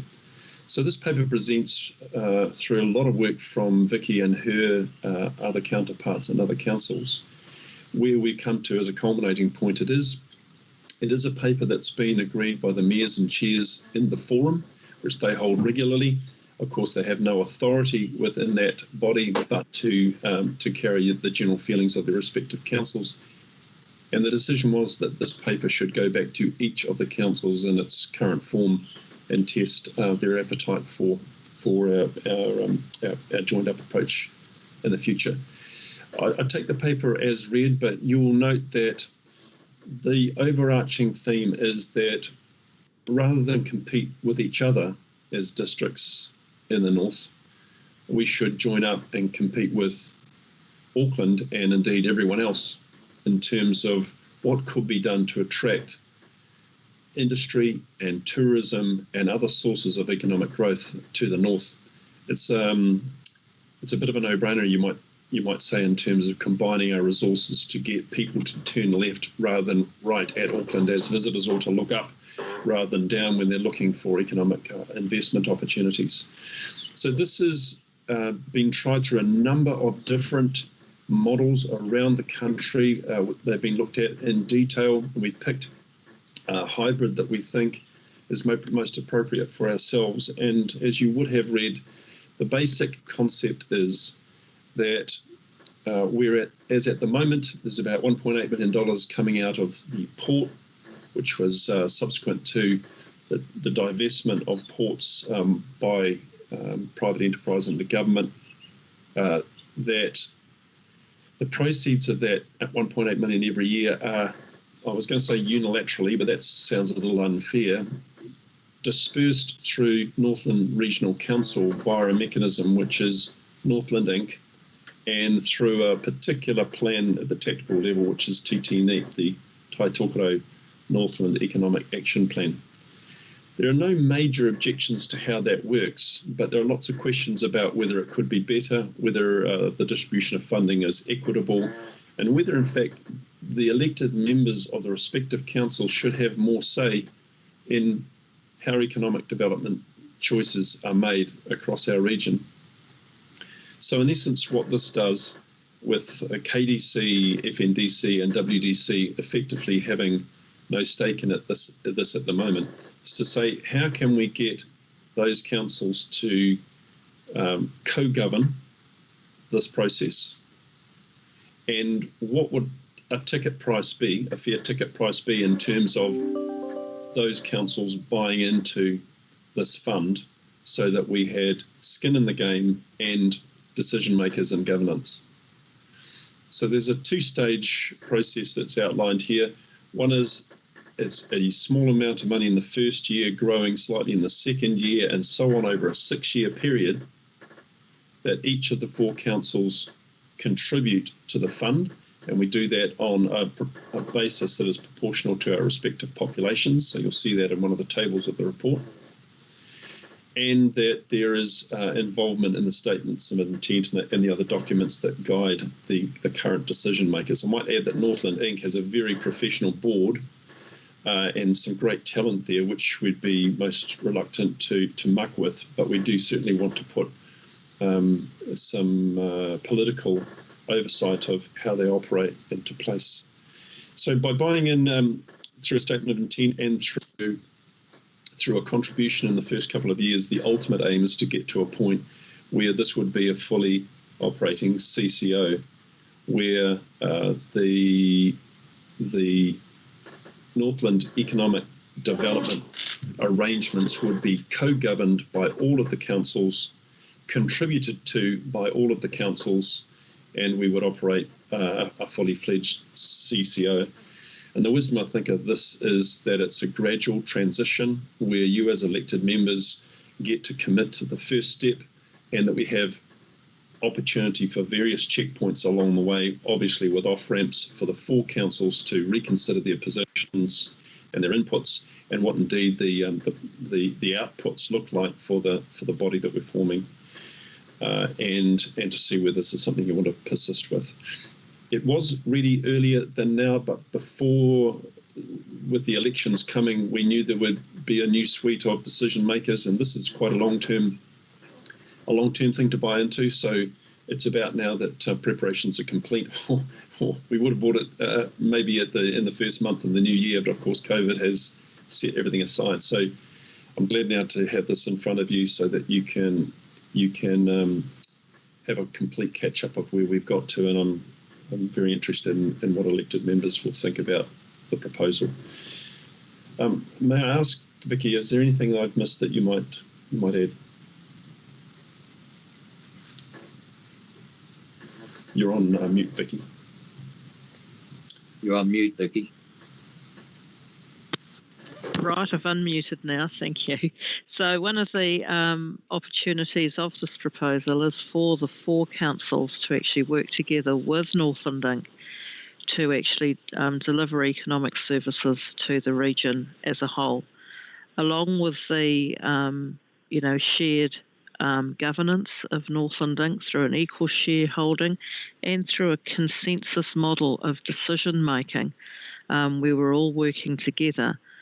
We actually are looking at increasing the regional spend on economic development over a 6-year period by about $1.4 million, and that's in one of the tables of the report.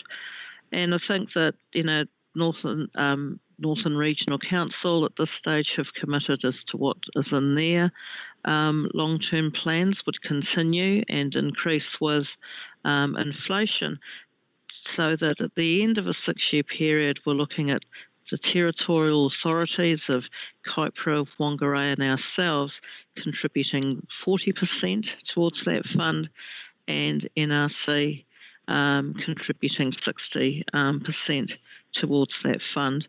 So the paper here today is to actually assure that to have your approval for to the first stage of this process, which is to have a small contribution in return for input into Northland Inc.'s statement of intent process, but also be part of the director appointment process as well.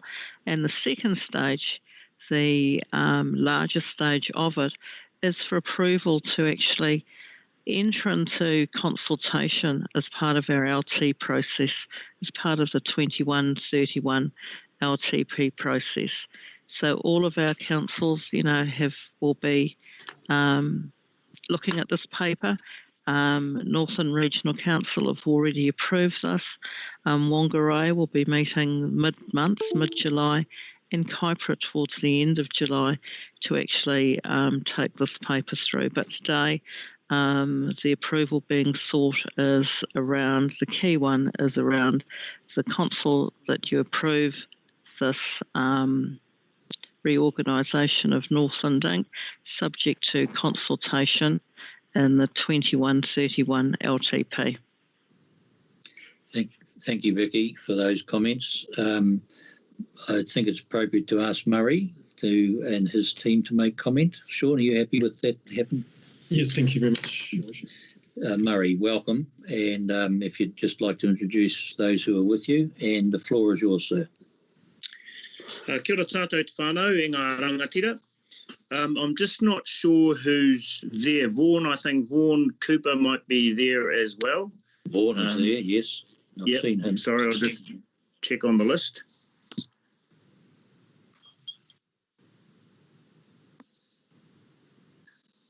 I'm not sure, but you proceed anyway. And Thank you.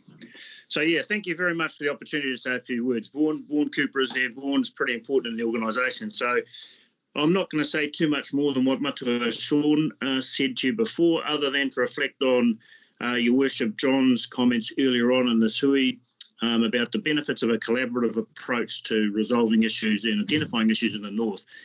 And for me, being relatively new in the position, I saw that during COVID-19, Northern stood up really fast. And once again, I have to acknowledge Your Worship John, for pulling some of that stuff together.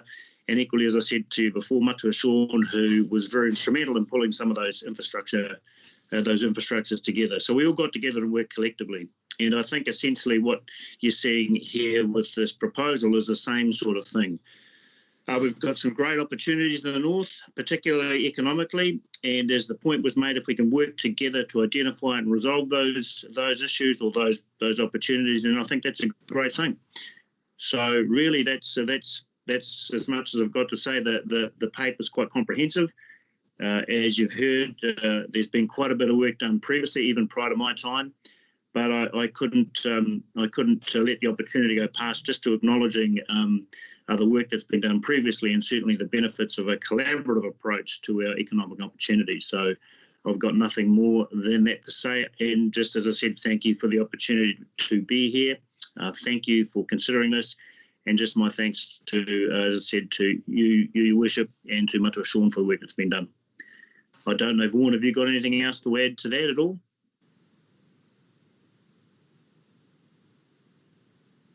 You're on mute, Vaughan.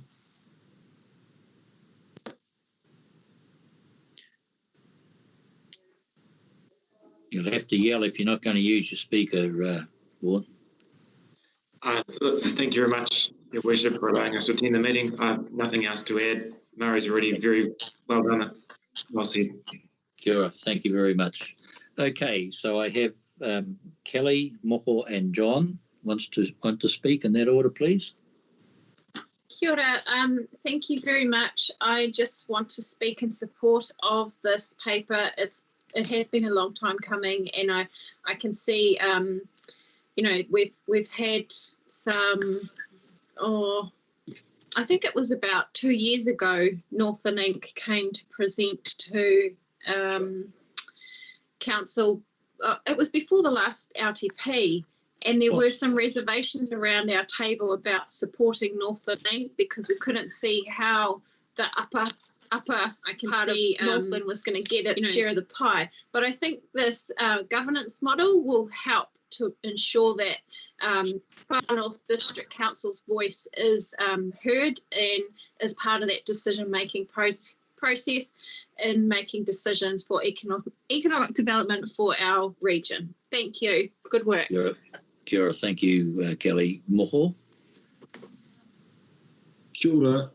Yeah, I think it's a great starting point to be at. I don't know if I didn't hear about this, but the first thing that came to mind, being slightly far northist, I guess, when I read this, was that we obviously have Far North Holdings, who is our council's CCO, and I know that we'll be able to have input into this change up to Northern Inc. to be able to influence. But Sean, are you able to comment just on how the scope of both of these will overlap or will sit side by side? Or I know this is only just the start of what it's going to look like, but I wondered if you had any comments. Through the chair, excellent question, Councillor Moko. The Far North Holdings Limited is, you could say, a tactical level commercial arm of council. Its business is dealt with quarter acre sections there and businesses here and boat ramps over there, sort of thing. That's portfolio you're more familiar with now than just about any elected membership has been recently because of the grilling, with all due respect, that you've all just put FNHL through. It's been quite a diligent piece of work to make sure that it's fit for purpose. It's been good debate. So it's quite low level. What this proposes is a more macro view of the entire region. And one of the pieces of work that's implicit in this is I was going to say our very first, but that's not true. Let's say our first coherent regional economic development strategy, which might look at the whole environment and say, what is it that we do? Where are our opportunities? What are our strengths and weaknesses, and what's our competitive advantage? And how do we set that into a strategy and fund it over time? And now that's a completely different kettle of fish than what FNHL is doing as a profit-making organisation with the council's heart in mind through its business choices. The two, no doubt, have a conversation because they speak the same language, and you may notice that Sarah Peterson is on the boards of both, so there's a nice little accidental link there that keeps those two organisations talking. But in most respects, there is little connection, if that helps. And if I can add in, Moko, if I might, just I see these as actually being complementary, not in competition. I see both Far North Holdings initially giving advice and support as they develop to allow Murray, who already, I must say, Murray and Vaughan and others know this area pretty well anyway. But I see as things go forward that you'll find that they'll complement each other. I'm quite confident of that. Thank you. I very much appreciate that, and I really look forward to seeing this moving forward. Thank you. Councillor Vucic, and then Councillor Foy, and then Councillor Smith. Thank you, Mr. Mayor. I've been elected in end of 2013, and there's been some big plans like the Taitokoro Action Plan and the great plans that actually occurred there. I agree we need to do something. I agree that we need the 4 councils involved. I don't see it as competition between Auckland and us. What I do have concerns about, and Moko's already raised one, is Far North Holdings and clear understanding of the respective roles. Getting a CCO that is going to encompass all 4 councils in various ways. I would like to see the emphasis on delivery. It's one thing having our voice heard in delivery. When you look at our economic development here in the north, we failed to actually make a difference. This is us as council. We've had an economic development arm make a difference in some of our smaller communities. So I'd like to see assurance that actually that is happening and that the vision of those respective communities is coming through. I don't have that with this paper. As I said, I'm not a bit cynical and seeing things done in the past. So I'd like to see a clear strategy in how that can be achieved. I've already voiced one before, and I'm happy to talk to anybody that would listen to actually help formulate that. So it is guaranteed to occur with some action on the ground. So that's my main concern. I will agree that we need to do something. Again, I don't want to see a repeat of things tried in the past. And remember, economic development is far bigger than just a CCO or council or all 4 councils working together. It's actually impacts by investors and various other things. And I've talked about a trade and enterprise team, and my cat is complaining again. So that is probably a signal that we should be making more noise as well. So thank you. I suspect, John, that it actually needs some economic development, probably. I'm sure that Murray would be pleased to receive a phone call from you to hear your comments. Thank you for that. Can I go to Felicity and then to Rachel, please? Thank you, Bishop, and thank you for bringing this paper for us. It is a really exciting opportunity, and I'm glad to see that we're moving now to a Northland Inc. instead of a Whangarei Inc. That has been a situation previously, and I know that there has been criticism for this organisation for being Whangarei-centric. I will note, though, statistically, when looking at the funding that we have been asked to provide in this model, in the first year, we are only slightly below what Whangarei District Council has been asked to contribute, over $80,000. And then further to that, as that increases over time within the years in the LTP. What I want Northlink to recognise is that it is a fact, out of sight, out of mind. And with the offices being based in Whangarei, and I'm sorry, but for the people that I see in this community, they definitely see Northland Inc. as not even being an organisation for the area that I live in. Teku or Tika, the tail of the fish, we're not seen as a destination. There's been poor media about the area, and it's actually an amazing destination. And I think that that's an opportunity that needs to be built on. And what I would like to see as part of this is the office's representative of the investment. That means that Northland will be committing to offices within the areas that are paying for this funding.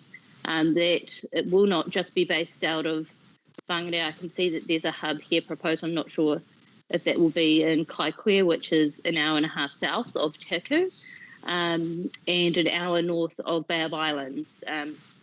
It's great to see that we're no longer having Bay of Islands holdings. It's now Far North Holdings. And I would like to see Northland Inc. following suit and putting those resources where economic development is well due, where we have huge levels of social and economic deprivation, but huge and amazing, beautiful landscapes, beautiful environments, high levels of biodiversity, 20 beaches within 20 minutes of the town centre, and that means huge opportunity. So I'm sure that you've heard my comments today. Thank you, Felicity. We would expect nothing else, of course. Can I just say that I'm happy to talk to Sarah and to Murray about that, because I think that is important. Can I just make one other point before I go to Rachel, and that is that Murray has been excellent in the Business Association's weekly conference calls that I have. Murray has participated, and so there's a whole lot of good relationships building up with businesses right across the north, and particularly in the far north and mid-north. Thank you. Rachel, can we come to you, please? Thank you, Your Worship. Firstly, I'd like to touch on, Murray, the point that you've made about the benefits to a collaborative approach, and also the points that His Worship the Mayor has made in response to highlighting the opportunity that comes with our CCTO working alongside this proposed CCO, especially in terms of the work that we are about to benefit from around Mania and Te Hononga and the development of our trails throughout the Far North. So I'm looking forward to seeing how that collaboration between the two organisations can work. However, I would also like to tautoko John Vusich's point. I think that there is benefit to a collaborative approach, but it's important that we recognise the diversity of each of our districts as well.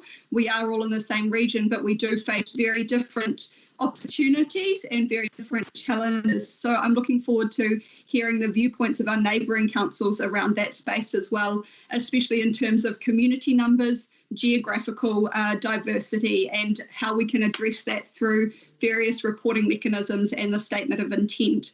The third point that I wanted to just touch on was the one that I really appreciated in this report was highlighting the opportunity that comes with having a regional-wide CCO and capitalising on central government funding based on those models. I think that is a very important point to not lose sight of. I would hate to see that the CCO was entirely dependent on ratepayer funding going forward, and it's really important that we diversify those revenue streams. So I think that was the final point that I really wanted to touch on, was the opportunity in terms of funding that comes with the CCO. I am in support of this proposal, and I look forward to, as my fellow colleagues have pointed out, the Far North really starting to reap the rewards of having a Northland Inc. in our region. Thank you. Thank you, Rachel. Can I call on Deputy Mayor Anne, please? Thank you, Your Worship. The bones of this, in my opinion, go back to 1989 when local government was reformed and the port assets were vested in Northland Regional Council at that time. And if I'm being completely facetious, I think there's been over the intervening 30 years, this entitlement attitude that this money belongs in Whangarei and should be spent in Whangarei for the benefit of Whangarei. And in actual fact, it was always Northlands. And I think it relied on the fact that we have democratic elections and we have 2 seats at the table. But on a numbers game, we're always going to be outvoted in that regard. So that's me being completely facetious. On the other side of the ledger, do we actually have to have economic development right on our doorstep for us to benefit from it? So I'll give you two examples that have got no seeds in the Far North District.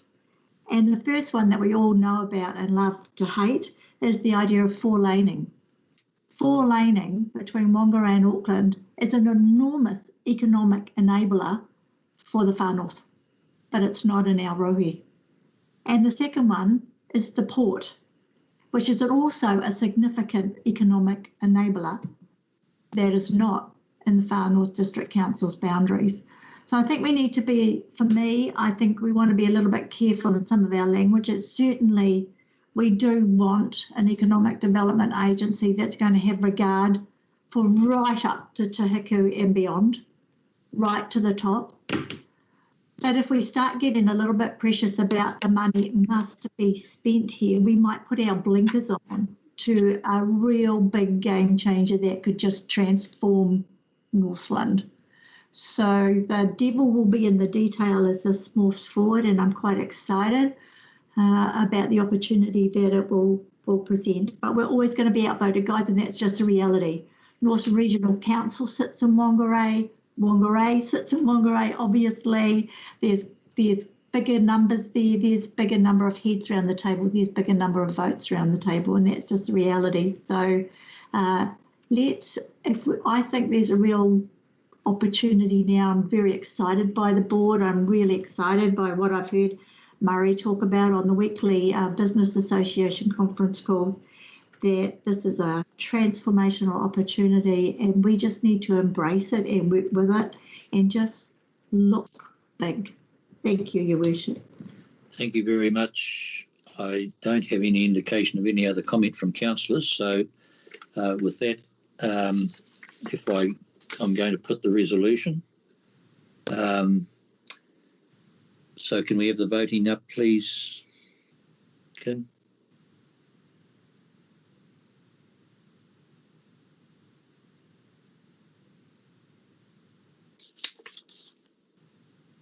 It's been moved by myself and seconded by Ann Court. Councillor Clendon? Support. Councillor Collard? Support. Councillor Foy? Support. Councillor Radich? Abstained. Councillor Smith? Aye. Councillor Stratford? Aye. Councillor Tepanier? Aye. Councillor Vucic? Aye. Thank you all. So the motion is carried. So thank you, Murray and Vaughan, for coming on. Thank you, councillors, and Sean and staff, Vicky, for the work you've done on this. It's much appreciated, and I'm sure that it will be benefit, as Anne has pointed out, to us all, and not just to the Far North, but indeed our region and our nation. So thank you all very much for that. Right, we will move on now. Thank you again, Murray and Vaughan. Thanks for participating. Appreciate it. Can we move on to item 7.1, which is the 2019 triennial election report? Just bear with me for a minute. So the motion is that we receive the report. Also move. Do I have a seconder, please? I'll second that. Yes. Thank you, Moko. Right, the floor is open. Caroline, Sean and Caroline, is there anything you wish to add in? If I could... Thanks for that, Sean. Yes, Your Worship. On the one hand, this is an information report which is on the one hand historical in nature. It's looking back at the events of 2019. But it's a bit unusual in that, on the other hand, it's actually looking forwards, the attached report is, and in some respects has been overtaken by the events of the excellent seminar and workshop which we had yesterday, conducted by Caroline. So it's really there for member information, and happy to take, Caroline and I will take any questions which you might have. Thank you, Will. Appreciate that. Caroline, have you got any comments you wish to add? Anything further to what Will has said? Yes, thank you, Your Worship. I do appreciate the opportunity to speak. It was highlighted yesterday at the workshop that there were a couple of lines missing in the report in terms of some of the election statistics and what happened in the subdivisions. We've raised that with Dale Ofsowski, who is going to go away and amend the report. So we have an option here today to either let the report lie on the table and I can bring it to you again in August with the updated report, and or we can accept it today and I will circulate under separate cover once I've received the updated report, the amended report from Dale Ofsowski. Right. As I understand it, and I wasn't present at the meeting yesterday, but I think the changes are not significant in that sense, and I think it's correct, appropriate that we could receive the report on the understanding that it'll be amended and updated. Thank you. Yeah. Has anyone got any other comment that they wish to make? If not, we'll go sorry, through. Sorry. Just want to, I know it's written in the report, but just for the oral record, just look at our stats for our final voter turnout for the Far North, which was 47.48%, which was up from 41.73% at the last elections, but well above the national average, which was only 41.7%. So while that's still only less than half of the district who did return their voting, which is still sad, and there's more education and more push to do in that space, that is significantly better than actually the country as a whole. So I do want us to congratulate ourselves in that regard. Give ourselves a pat on the back, Michael. Fair enough. In our community. All right, thank you for those comments. If there are no other comments, Your Worship, am I seeing Rachel's got a question? Yes, thank you, Your Worship. Just a quick question for Carolyn. I was just wondering if we made a submission to the Justice Committee inquiry. It was highlighted in the summary and conclusions. Yes, no, we didn't, Councillor. We ran out of time, so we didn't submit that. Okay, thank you. Any feedback. Okay, thank you. All right, unless there's any other comments, we'll put the vote. Was moved. I can't remember who seconded. Thank you. Thank you very much. So we'll go to Deputy Mayor Court, please. In favour, thank you, Your Worship. Councillor Clendon. Aye. Councillor Collard. Aye. Councillor Foy. Aye. Councillor Radich. Aye. Councillor Smith. Aye. Councillor Stratford. Aye. Councillor Tepanier. So I beg your pardon, Councillor Vucic. Aye. Right, so that's carried. Thank you all very much for that. I'll now, we'll go to item 7.2, the Chief Executive's report. Your Worship. Could I call for a break, please? We've been going for 2 hours and I think members need a comfort stop. All right, so can we resume is 12:15 okay? What I was going to do was just finish these and then have a lunch break, but I'm happy to have a 10-minute comfort stop break. So I'll declare the meeting adjourned and we're back at 12:15. Thank you.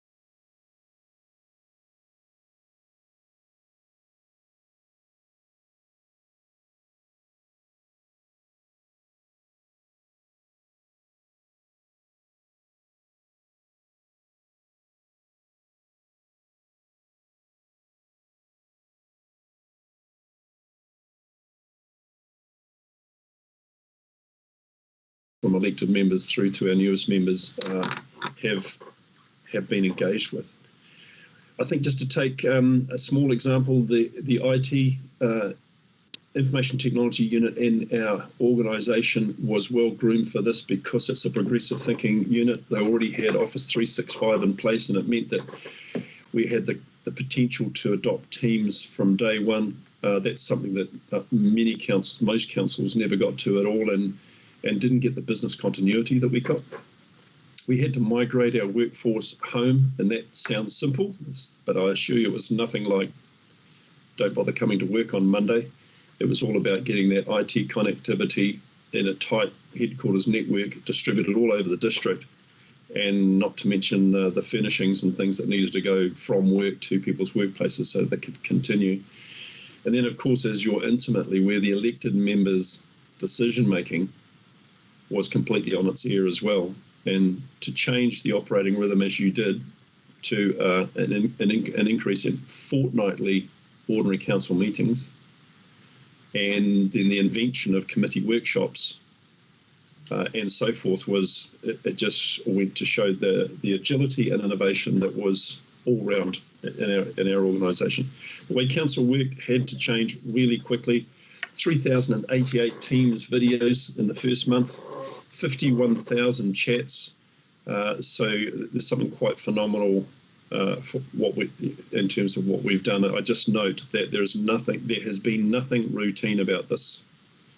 And what we did collectively reflects a culture that we barely ever mentioned.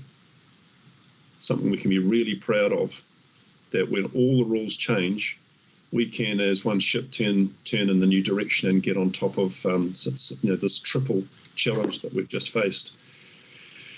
So just to headline a few of the achievements in the context of all that, Sweetwater Bore, as you know, has been extraordinarily well done. The Lake O'Marpry exploitation, well done. The Bonnets Road water supply, well done. The emergency tanks and measures that went in place. The early realisation of the O'Marpry water support source at Smoothies Road, and now more recently the Monument Hill Bore. These represent more than 3 years of work that was achieved in 3 months, which is incredible. On the ESIO front, $285 million, $285 million of shovel-ready bids in from our council.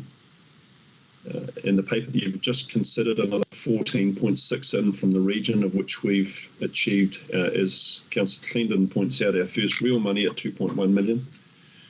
And then all of the work that you've put in and staff have supported around innovating streets, tools and vests, and on top of that, the 3 extra significant routes that we've bid to get capital for sealing amount to a considerable amount of extra work and lots of prospects for the district.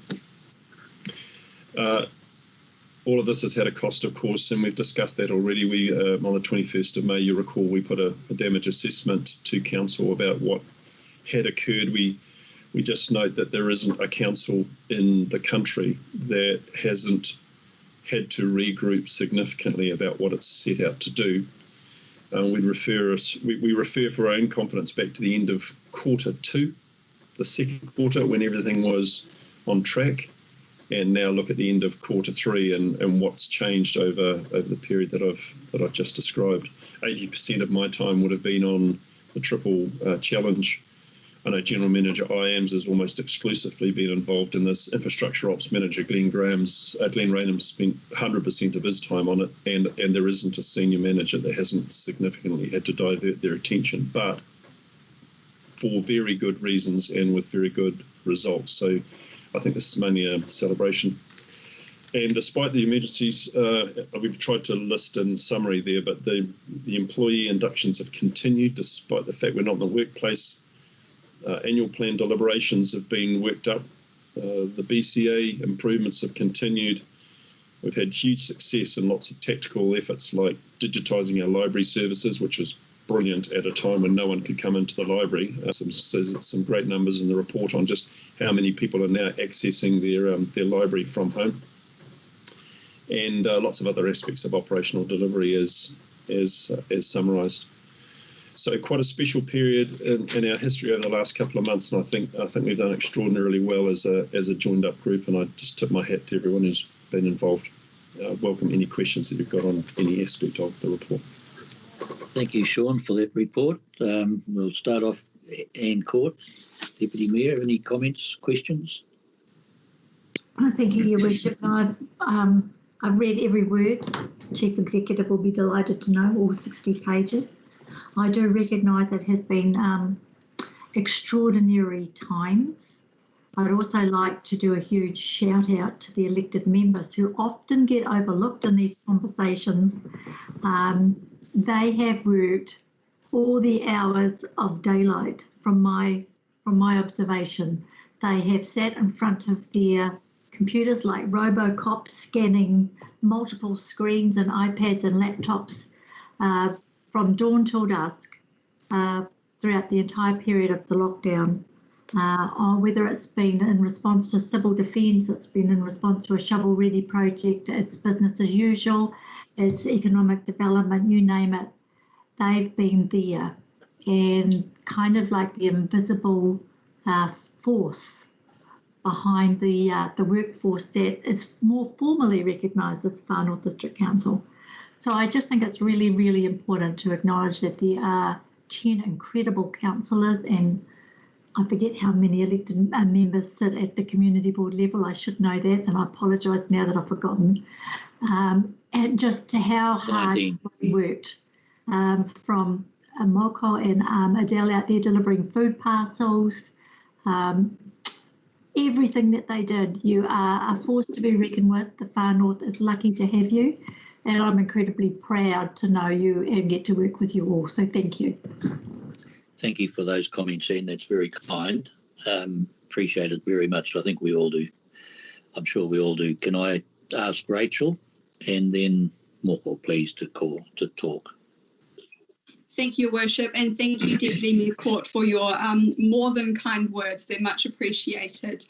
Sean, I'd really like to commend once again on this report. It's always a great read, and I enjoy reading and digesting the whole document. I think that there is so much in there to be celebrated and to ensure that our public are getting a full and clear understanding of the challenges that our organisation faces, the willingness to adapt that your staff continuously show, and the constant desire to improve our service level. So I'd really just like to recognise that.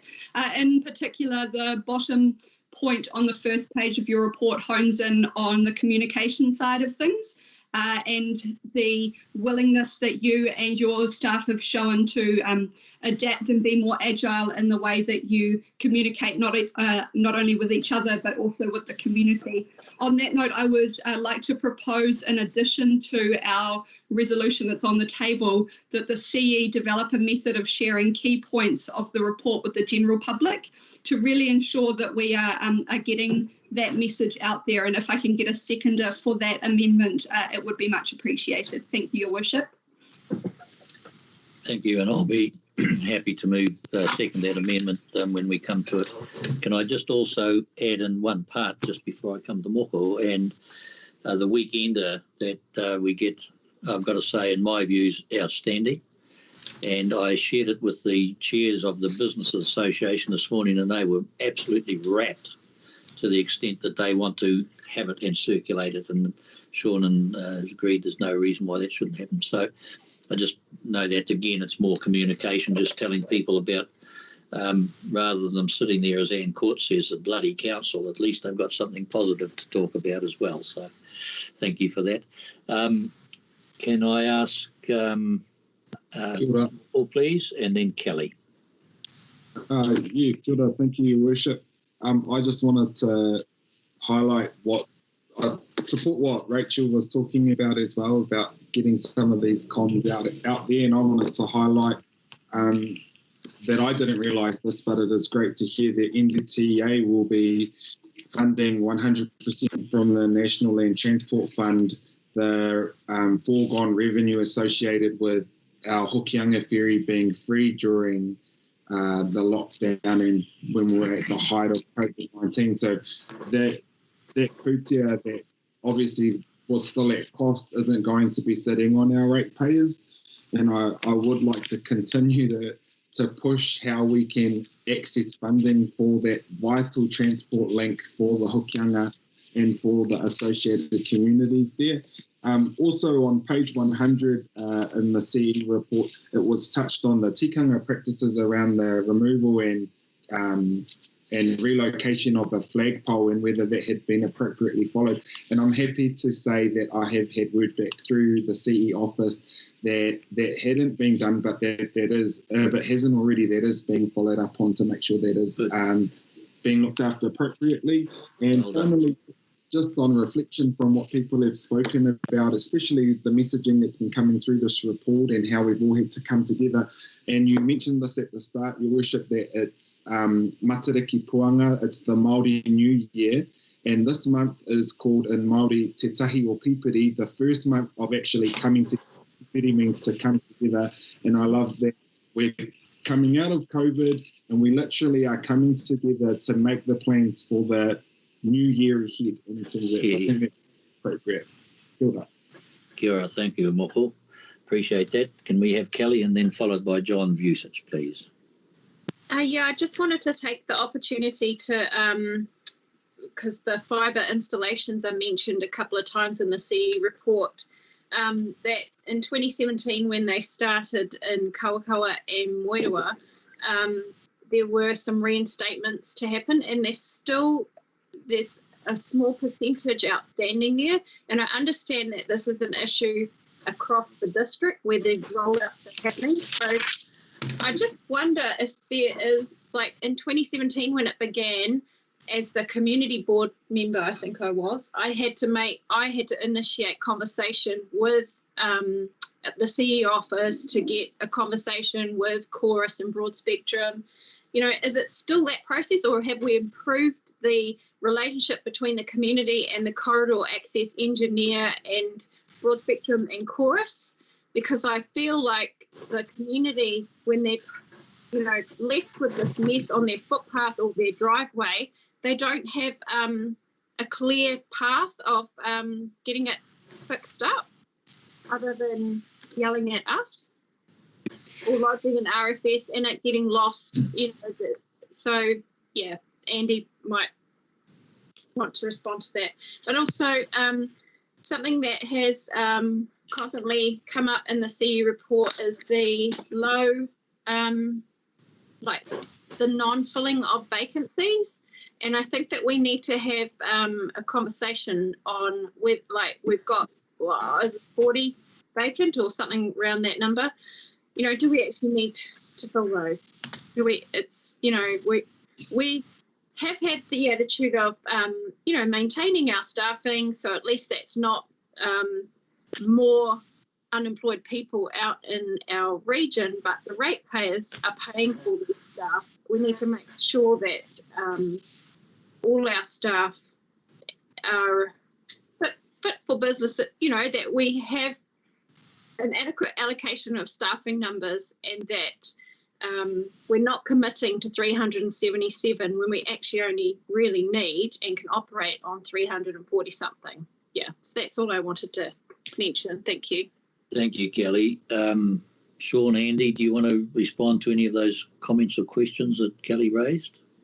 I might ask Andy and perhaps even Cheryl to just consider the fibre question, but we'll take that under advisement if we don't have the complete answer here. With regards to the size of the council, yeah, this is an important topic for us. We've self-imposed a moratorium on growth of council, and as you know, in the last 3 and a bit years, we've only had the one moment when we came to you with cap in hand to say, okay, we've restructured all of the council and looked for our efficiencies, but this is the dividend that we now need to declare. The 24 that we put aside, I get a lot of very frank conversation from my SLT about their stress points. We could do, of course, with a lot more engineers. I had this conversation with the Mayor and Deputy with regards to the extra funding that's coming into council that we need to build infrastructure with. I think Rachel would probably agree that we need a couple of extra communicators. There's so much more we could do in that place if we had those staff. And the pressure has always been on extra staff over and above 377 the question of whether these 24 that we bit the bullet on, to good effect, I've got to say, because we saved so much money through that and other measures that we, depending on whether we get a highly probable extra piece of financial help from government on water expenses, because of the savings we made on the salary budget and other similar ops savings, coupled with the government's giving on water, it may be that we are in the black on the total cost to the ratepayer of this water recovery situation. It's premature for me to declare that, but it was a good thing to do. Now that we've got to the end of the crisis, I'll be most reluctant to make the pain that we've taken on the intentionally vacant spaces permanent, but we're up for that conversation, and others, anytime elected members need more detail. I wonder if Andy or Cheryl had any comments on Councillor Stratford's fibre question? Through the chair, I think it's probably appropriate for me to comment. With your indulgence, Councillor, I'd like to work with Calvin just to provide you some information offline around the historic and future treatment of fibre reinstatements. I really would like to just give you the full picture as opposed to an ad hoc comment that may not be 100% factually correct. So with your indulgence, I would like just to do a piece of work offline on that and provide you with that at a later date. Thank you, Andy. That's fine. Could I just add that under the, I can't remember which act, we as council and, on behalf of our residents are supposed to seek that full reinstatement. Yeah, they do have to reinstate. Thank you. Thank you, Kelly. Right, next I have John and then Dave and then Belinda.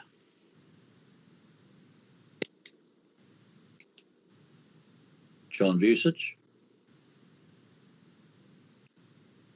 Unmute myself. There we go. Yeah, well done. So just thanks, Mr. Mayor. My concern is about delivery.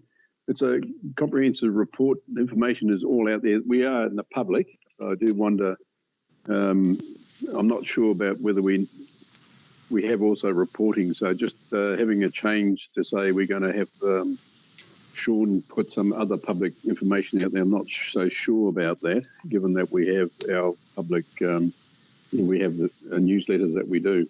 But my concern is about delivery. And on page 101, Sean, if you can respond to that. I see the Southern Pound is all looking red. And also my big concern is the Kerikeri wastewater treatment plant, which is looking all red as well. And then on page 108, I see there's, but if you can comment on those two. So it's about delivery. What is the impact it's going to be on us and in terms of cost with this delay, and also the ratepayers? Thanks, Councillor Vucic. I think you'll recall, and I'll just put Dean on cue here at the moment to talk to the first two on page 101 with regards to the animal shelters, but ahead of his comment, I just note that this has been subject to a couple of papers to council in the interim. It has been drawn out for reasons that are outside of our control, and started with the, again, bearing in mind that we're in public, the commercially sensitive numbers that were larger than expected around the infrastructure that we'd planned. That set us on a course of discussions which is still ongoing, and there's no surprise that we're showing behind in those two projects. But I'll make Dean available shortly to answer any other questions you've got about that. And Andy, on the Kerikeri wastewater treatment, I just note before Andy had any comment that this was the largest infrastructure project that this council has ever undertaken at around 27 million. It got plenty of attention, including a project steering group that was chaired by the mayor, and we worked very hard to contain the time specifications and the budget on this. There was full transparency at every step of the way, but I just note that these measures relate to the plan at the beginning of the project, and a great deal changed along the way. If you go back 3 years to what was intended, and you look at how we're doing, this is the colour arrangement you get. If you look in more granularity at the decision points we made along the way to keep this on track and so close to budget as we have, then it'll be a different picture. So it's a fairly pessimistic view of what is ostensibly a successful project. It will be, the ribbon will be cut. We're hoping everyone will be there. It's a really good quality piece of work, makes a big difference to the future of the district, and I don't think that this dashboard here particularly does it any justice. But if I might just offer to Dean and Andy, if you think, Your Worship, that more detail is required on either of those items.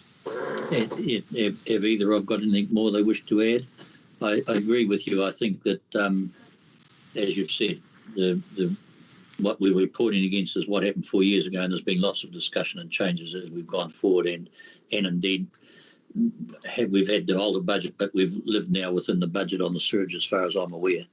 But if Andy or Dean got anything extra they wish to add in?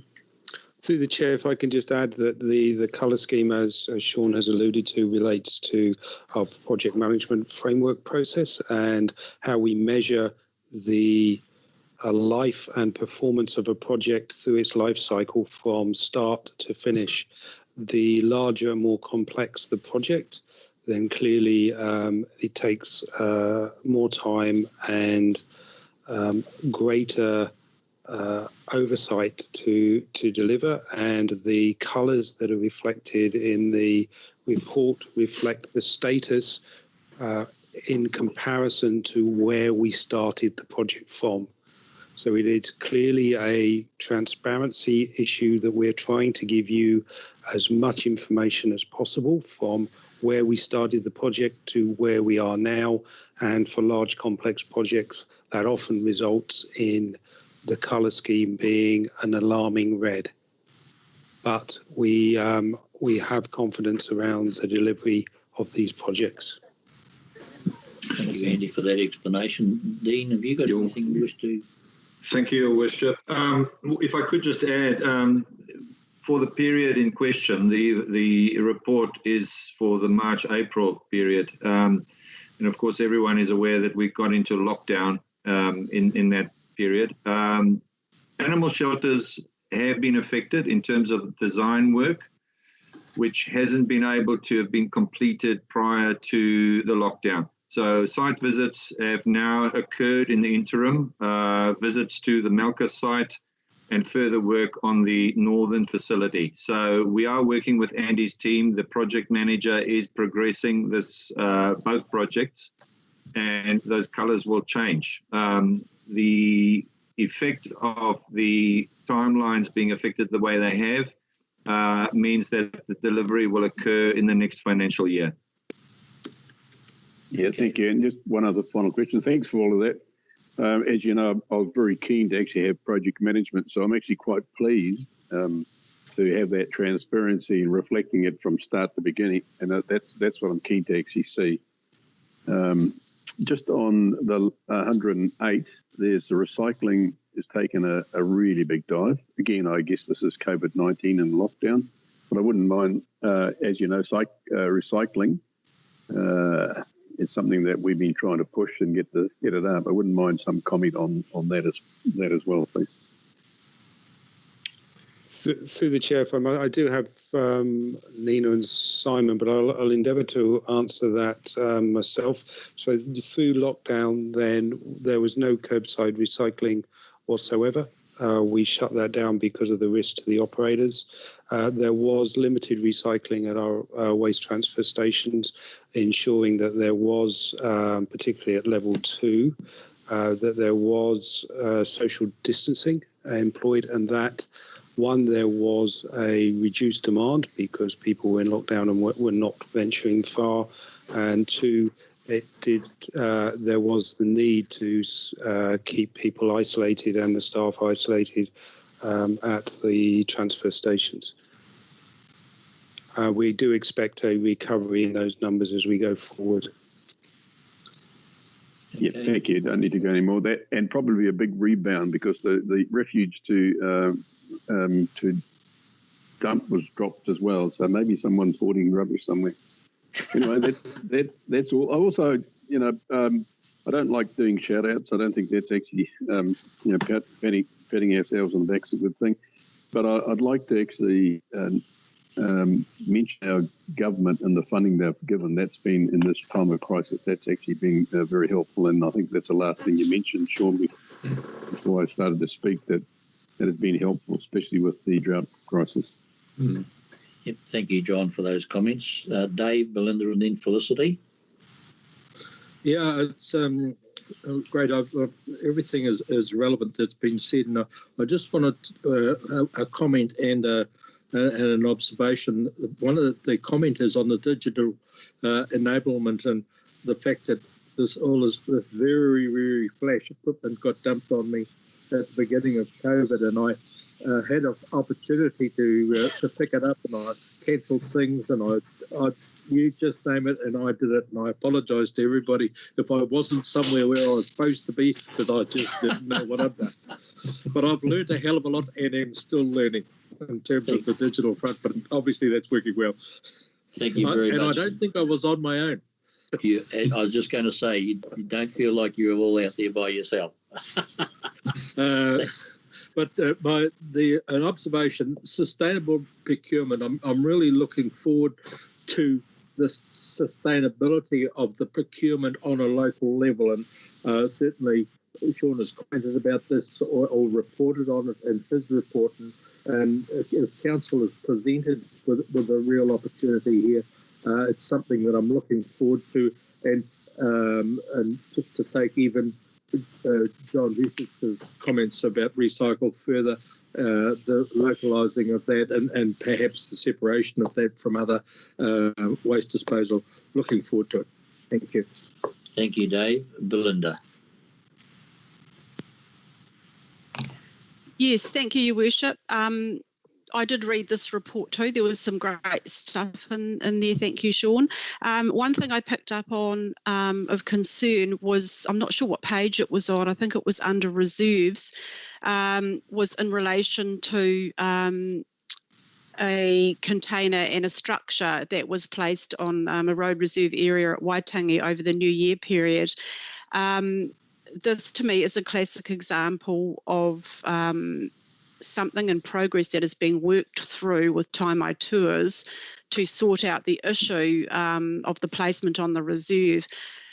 Can I please be involved? I've had a number of concerns from residents in Waitangi over the placement of the container and the structure. Can we please sit down and have a conversation prior to any decision making being made over this particular area? It's a very sensitive area at Waitangi. There is concern over it setting a precedence, and as I say, it's been expressed to me that we need to sit down and have a conversation about this before we move forward or staff move forward on making any decisions. That was the only thing that I picked up on. If that could happen, that would be fabulous. Thank you. Thank you, Belinda. Thank you. Sean, and if you and Andy can take a note of that, please, and keep in contact with Belinda on it. Done. Thank you. Thank you, Belinda. Thank you. Right. Felicity, yes, thank you. Please. Thank you, Worship. I just wanted to raise a common issue that Councillor Usich has already raised, and that's about our delivery. And on page 87, it's noted there under SIP resilience, and it comes up as well when it talks about doing the works that have been delayed. And number one, I feel that particularly for our ceiling works, if they're not going to be done this year, we should have some publicity to make the public aware of why, because they just think, oh, council's just not going to do the job, instead of, hey, community, because of these factors, we haven't done in this construction season, we have to wait till next construction season to do that seal. So maybe some social media posts or just some communication within our media. So the other thing on delivery, and this is a common aspect in local government and our council, is procurement. And you'll see that a lot of the delays relate to procurement. I think that we need to get better at this in order to ensure our delivery is done more efficiently and effectively. For example, why are we doing out 6 tenders when, for 6 different toilets when we know that financial year we're going to do 6 toilets? Why aren't we getting smarter with this? Because we had a supply panel that was being set up from a previous staff member, but from what I'm aware, I haven't seen any results from that since that staff member Paul has left. This is a significant barrier to achieving outputs within our project management team, within our construction. And that is a huge barrier as well when it comes to our delivery in terms of this new shovel ready. That is a significant risk to us. It's a significant risk to deliver it within the construction season and see those outputs for the community. The community don't see all the huge reads of requirements for our contractors for low-risk jobs compared to high-risk jobs. There should be a range depending on if it's low risk or high risk, depending on what that contractor has to deliver. And I would like to see the staff highlighting that and spending time on that so that we can save more time in the delivery aspect. On page 94 of the report, it talks about a wastewater treatment plant consent replacement program. And it talks about the delays to that. In particular, I know that Ruben spoke verbally, the principal planner for infrastructure, on this at our infrastructure meeting. But in particular, I see this as a risk for growth. If people aren't able to connect to the sewage, then they aren't able to have that density of development in order to establish housing. We have a housing crisis. So it has a flow-on effect to social issues. And I'm not actually aware in terms of documents that we've been provided about which areas and how many households or not, or if it's at capacity already, to increase that area of benefit, in particular for sewerage.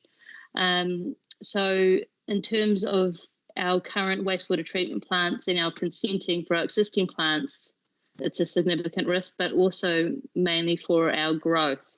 And that has serious implications for everyone. So, and then if you look on page 96, you can already see we have a number of abatement notices relating to our storage treatment plants. And that has flow-on effects for cultural issues and environmental issues for our society. No one wants to be in a beach where there's effluent in the water or rivers with effluent in the water. That relates to one of the other matters in the report, which is the Project Darwin. So it's great we're doing that. All of these matters interrelate. So all of those matters are about asset and particular infrastructure, forward planning and infrastructure delivery. And if those risks can be addressed, obviously they're not going to happen in 5 minutes, but if we can have a method to address them, that would be great. Okay, thank you, Felicity, for those comments. Sean or Andy, do you want to reply to any of that? Thanks, Your Worship. Just briefly, Andy might want to particularly talk about wastewater capacity into the future. On the procurement front, coincidentally, within the last 2 days, GMIMs and I've sat down with NTA on exactly this topic. It's a project that we've been working on now for 2 months around how to short-circuit our procurement. Whilst we think we've got the most thorough procurement process out of the councils, it means that we've also had the slowest one because we put it through so many steps. But you'll be aware of, from having raised my delegation for sign-offs to 1 million, that has taken a whole step out of the process for procurement. You'll be aware that procurement boards have been transformed into something that we can run any time at all. So that's taken weeks out of procurement timelines. Yes, we talk specifically about supply panels and how to make them more fit for expediting our procurement process. So your points are spot on, Councillor Foy. We're having the same conversation at the same time with our alliances. On the wastewater capacity, I know you bring this up frequently, and it's the right thing to do that. If you don't mind me saying, you keep us well reminded of it. Our infrastructure strategy and the fact that we're now looking 80 years into the future, which this council has never done, with FN 2100 is partly about that, trying to estimate where we run out of capacity for some of our critical infrastructure. It's a bigger picture problem, but very much in the front of mind. And I just invite Andy if he's got any comments on either of those points. Through the Chair, I'll echo what Sean has said, and Councillor Foy will be aware that we have been working with both her and Councillor Stratford, the Three Waters portfolio, to work through how we, one, reduce the number of abatement notices, and certainly the list that's published today in the report is significantly less than it was 2 years ago. I'm not saying there's not more work to be done. And additionally, the consenting programme, that is a massive piece of work that we're working through at the moment, and most of that relates to the renewal of existing consents to allow us to keep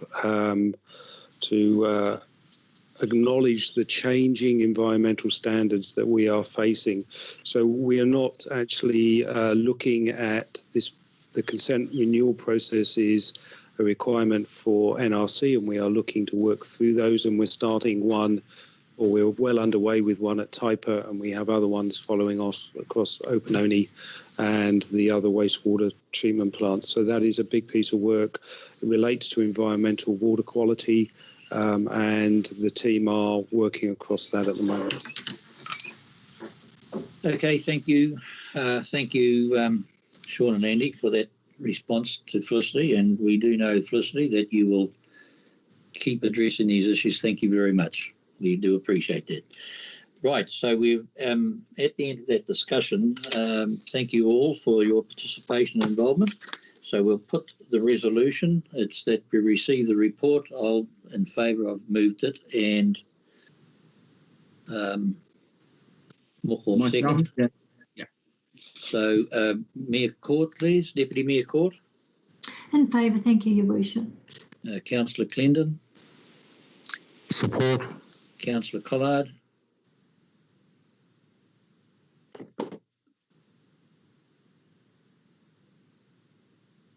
Hello, he's gone off here. Yeah, no, that's a go, sorry. Thank you. Councillor Foy. Support. Councillor Radich. Support. Councillor Smith. Aye. Councillor Stratford. Aye. Councillor Busich. Aye. Moko's already voted in favour. Thank you. All right, so that's received unanimously. Thank you very much. So we'll what I intend to do now is take 7.3, and then I'm going to ask the community board chairs if they wish to give any reports from their community boards, and then I intend to break for lunch, and depending on the time, look to resume about 2 o'clock to go into committee. So we've got a recommendation here in regard to drought and water resilience, and also move. Do I have a seconder, please, for the receive the report? Right. Thank you, John. Right, can we, Sean, who do you wish to speak to this report? I'll get Andy Finch to speak to this. Thanks, Your Worship. Thank you. Through the chair, I'm probably going to pass this back through to Glenn and Melissa, who were authors of this report, to talk us through it. The intention was to provide you with a clear update of the work the crisis response team have done to ensure that the far north didn't run out of water this summer, flagging up also that believe it or not, when you look out of the window, that unless we get continual amounts of the rain that we've been having for the next few months, we will be back in drought next summer. And clearly we're working towards dealing with that. So I would just like to hand over to either Glenn or Melissa to talk us through the report, please. Thank you. If Glenn or Melissa can unmute. Thank you, Worship. I'll kick it off and then pass it over to Melissa if there's any questions. So the report essentially is in two parts. The first one is to give you a bit of a background, a bit of a recap on the drought measures that have been undertaken, and it's been going on for some time. And then the second part is around sort of the learnings from what we've learnt about our network, what we've learnt about the resilience required going forward. And there is the second part of the paper is talking about just what options we've got going forward and what we'd like to concentrate on in the short term. And there's a table attached to that. We were hoping in this paper to have got to a point where we could have thrown some numbers in against those projects, initiatives.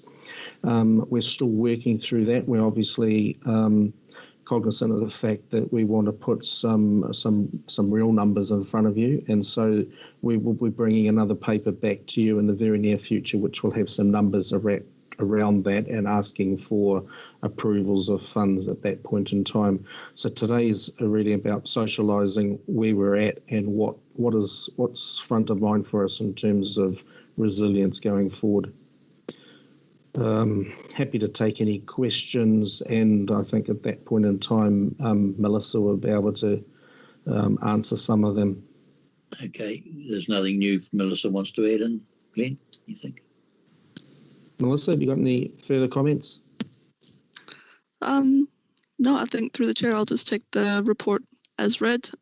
Apologies for the length of it, but it was quite a detailed response with lots of different tiny moving cogs, and it's easy to overlook some of the small things that were going on in the background while some of the big infrastructure projects kind of took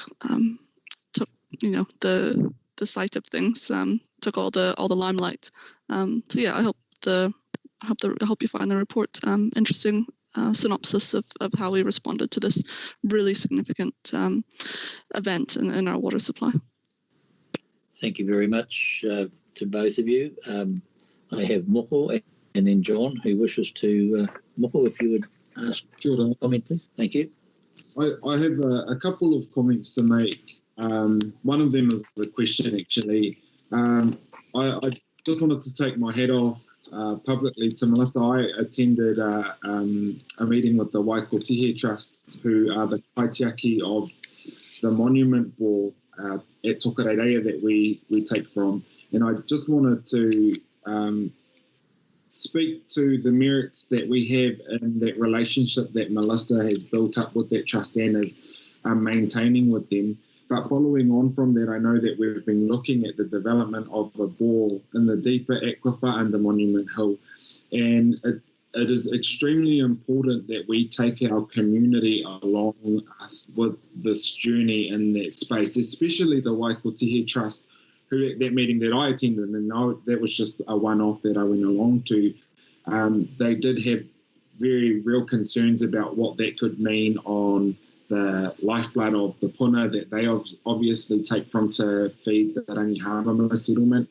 That was one question just around how we're going about that. And my second comment question was around the fact that we did have a lot of town hall meetings during the peak of the drought to hear the concerns of our community, and a strong message that we as the council put back onto our people at that time was that we were going to be open to listening to them for the post-drought recovery and resilience and building up our district to make sure that we are prepared for this in the future. I just wanted maybe some comments around what we actually are going to be doing in that space to make sure that we are listening to our community. And our community, we're full of ideas, full of concerns, and obviously the resilience of drinking water is so important to our people. I don't want us to have simply had said it at the meeting and then we don't actually follow up on it. So those were my two points. Okay, thank you. Thank you, Moko. Through the chair, I think your question around consultation with the Waikotihi Trust and the wider community is an excellent one. We've been doing some kind of initial tests with the deeper aquifer water. We needed confidence that this was something that we could go ahead with before taking it too widely to the public. So to date, we have communicated with the Waikotihi Trust on progressing this deeper aquifer option. I haven't had the chance to meet with the trust again face to face, and some comms with them is a little bit overdue, but I can provide the update that the water quality from that deep aquifer was excellent. It was really high quality, and we'll have no issues treating it at the Monument water treatment plant. So that's a really good outcome, and it's kind of a milestone for the next stage of the project. I think bringing the wider community on that journey absolutely necessary. There's kind of two lanes to consultation. There's council's capital works and drought response, and there's also the resource consent RMA processes for the water take. So we don't have the rights to take water from the deep aquifer, and we'll need to apply for a consent through the Northern Regional Council and tick all the boxes along that process. And that kind of overlaps, I guess, that meaningful engagement with the Kaikoui community about what does the future water supply look like there. I think also kind of give them an update on where we got to with the consents that have been fast-tracked. So with the dam being fast-tracked in the area, that's a significant update that we need to provide to the community. So thanks for holding us accountable to that. Those excellent points. Thank you, Moko. Thank you, Melissa. Thank you, Moko. Is that you finished, Moko? Yep, John. Yeah, thank you, Newcomer. Firstly, I'd like to actually thank the community. They really shined throughout the drought and came forward and made some significant savings.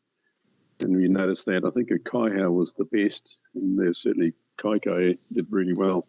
So that helped us continue with the water supply. So I really do appreciate that. But my points are, one is, thanks, Moko. That was one of them, and that is, what are the learnings? One of the learnings are that we Moko and I and Councillor Stratford were there as well, and others, stood in front of the public. And one of the key things they raised was that, as Moko mentioned, is please listen to us. We're here to help. In fact, the NAPA solution came from a hapu stepping forward, and we went through quite a trying time.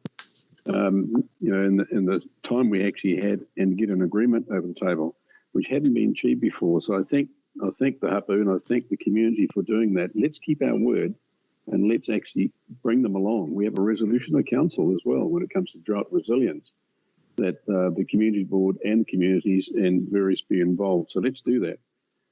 Now, this is about learning. So one thing I noticed out of this, and you've mentioned it, is the key to actually have prior to any emergency, and applies to everything, is being ready. So you need a team with appropriate delegation and the knowledge and the skills knowing how to act. So when we do get an emergency like a drought or anything else, then that can swing into action and things can happen quickly.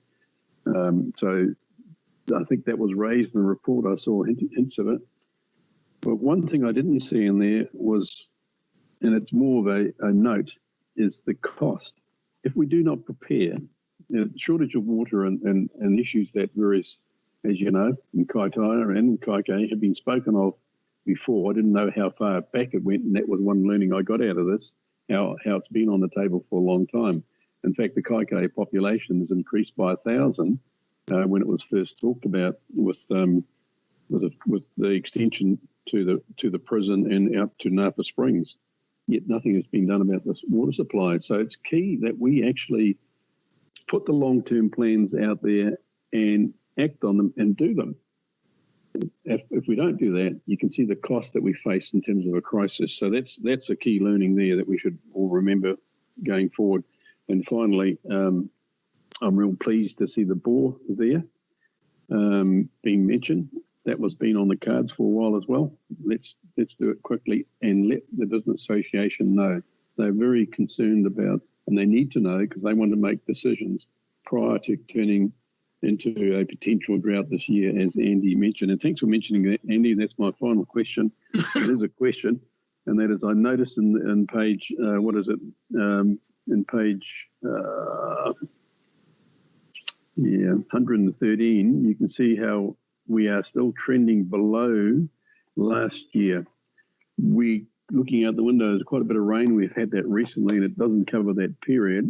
But I hear what you said, so I probably don't need to comment on that. That unless we get substantially more rain, we are very likely to go into another drought and restriction coming up. So, yeah, so please action things as quickly as we can and let the public know. Thank you. Thank you, John. Thank you for those comments. Can I take David and then Felicity, please?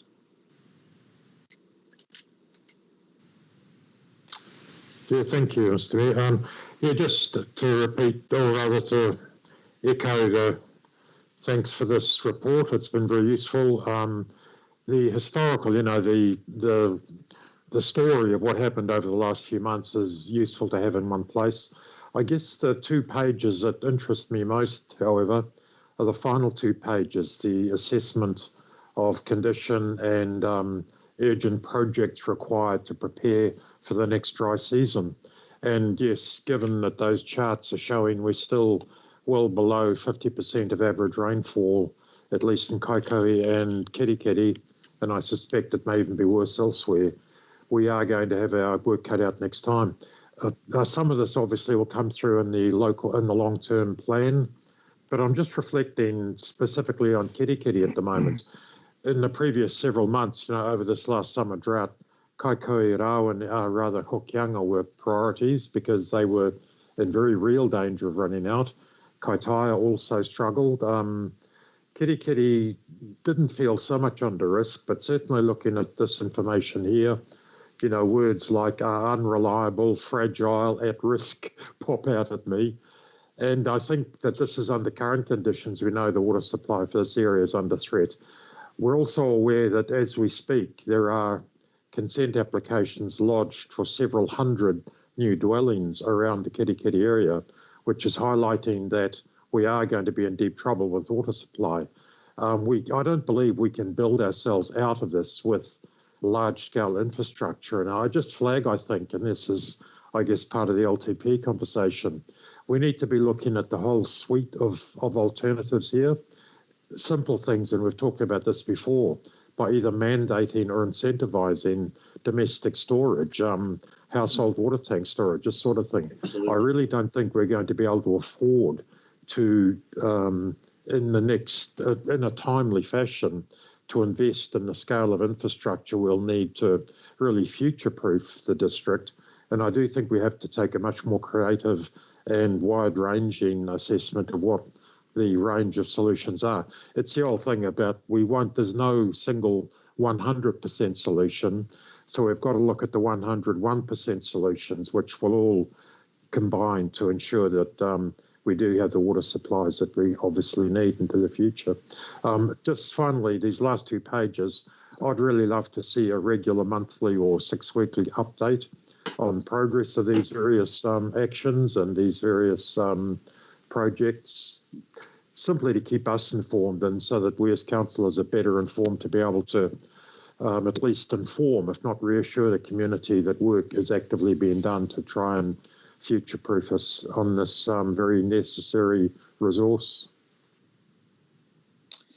Thank you, David, and your comments, of course, I think are supported widely on the everybody having their own tanks. I've got Felicity next, then Rachel, then Dave.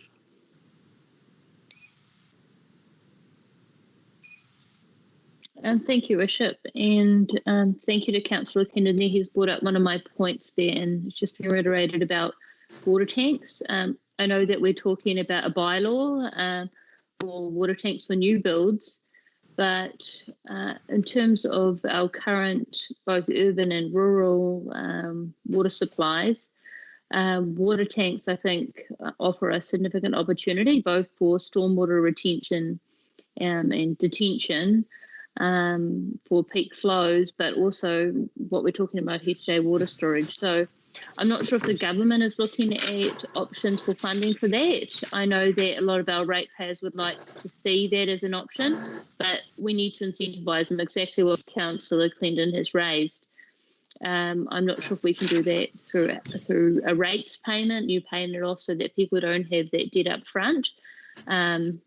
I would like to see some sort of option brought to the council about having a policy for retrospective water tank installation, as well as the bylaw for new water tanks for new builds. And hopefully we can look at that, because I know on the news that Auckland has removed the requirements for resource consents for water tanks. I'm not sure if our community is aware that we don't require resource consents for water tanks or building consents, but we'll need to talk about that and possibly address in our new district plan. Also, some other 2 points are learning lessons that's not in there. We need to have better relationships with our private water suppliers, Doubtless Bay Water in particular. I'm not sure why we don't have a significant relationship with them and an ongoing meetings with them, Glenn, about our water supplies. They supply water tankers just like our Kaitaia water supply does. They're a legally established water supplier for all of Doubtless Bay, which is only second to growth for Kirikiri. And that also brings up Kirikiri Irrigation as a private water supplier, which had flow-on effects for their network that had breakages, which meant that the contractors weren't available to do our work. So that is something that I feel that needs to be addressed. And the last one in here, it's already outlined, is the leakages. And we know that those leakages have been there for a significant time, and we came under pressure when there was drought and the public could see all of these leakages. So it's good that we are working to address the detection and are investing that as a priority. But those other 2 things about water tanks and private water supplier relationships, I feel need to be on the list as well. Thank you, Felicity, for those comments. I think this is an issue we're going to have ongoing meetings about and workshops, quite honestly, and we as elected members need to be quite concise in what we think should be happening, and then pass that instruction to the Chief Executive. Can we have Rachel and then Dave, please? And then I intend to close this discussion. Thank you, Your Worship. I was also wanting to raise some of the points that Councillor Clendon has raised, so I'd like to tautoko him on that. Melissa, thank you for this report. It's a fantastic report. It made for really interesting and informative reading.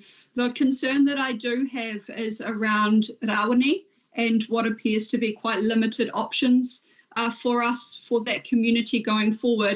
And I just wondered if there were any additional comments, especially around the independent water supply and sustainability space for that community. Okay. Thank you for that. Dave, you got a question? Yeah, just quickly, everything that I've wanted to speak about has been spoken about. So I commend Felicity and David Clendon's speaks, in particular the tanks for storage purposes for those times when we are short of water, but water shortages are becoming the new normal. And we would be very remiss in not taking advantage of opportunities to store it and increase our capacity. The other thing is that we really need to expedite or do whatever it is necessary to address our water supply with alternatives wherever we go. And currently in Kaitaia it is happening. We're in the middle of doing that. But Kaikaia, everywhere needed some help this year. So it is necessary for us to keep going, listening to the people and finding solutions. Okay, thank you very much. Right, so I'll draw the conclusion. Rachel, was this the one you wanted to move an amendment on, or have I skipped past it? You have skipped past that, Your Worship. It was captured in the previous item. Okay, thank you. All right, thank you very much. So it's been moved by myself and seconded by John Vucic. So can we have votes, please, Councillor Court? Thank you, Your Worship. I'm very, very alive to the fact that this needs to be workshopped. I've put some comments on the chat. I think we've significantly move beyond where we should statutorily be in a council meeting in this debate. So I'm happy to move to support the recommendation, but I do think this needs to be workshopped to capture the comments that were raised during the debate. Thank you for those comments. You're in favour, I assume, of receiving the report? Councillor Clendon? Yes. Councillor Collard? Yes, in favour. Councillor Foy? In favour. Councillor Radich? Yes. Councillor Smith? Aye. Councillor Stratford? Aye. Councillor Tepaneer? Aye. And I'll assume, John, you have voted in favour, Senior Second. Thank you. So that resolution is carried. And Sean, can we just note that we need to set time aside for a workshop so we can get into the detail, which we started to do on this report, please? Noted. Okay, thank you. I now just want to ask the community board chairs, starting with Adele and then Belinda and then Mike, if you have anything to report from the community boards, please. Thank you, Your Worship. Our board, on behalf of our board, I'd just like to thank IT for their help with Teams over the last couple of months. I've especially learned heaps, and I love this online workshopping and meeting. But anyway, part of my board do not. But we did meet. Our last meeting was online, and I think it was pretty successful. Thank you very much for all your help. At any rate, our board met face-to-face for the first time last Thursday, and we started on our strategic planning. So we have received the new document, thank you, the new formatted document, and it's great. It really is. We're having another meeting next week. I've invited staff members, so hopefully somebody will turn up. So we're sort of ahead of the game because we want to be ready for the long-term plan. So that's where we are at the moment. Thank you.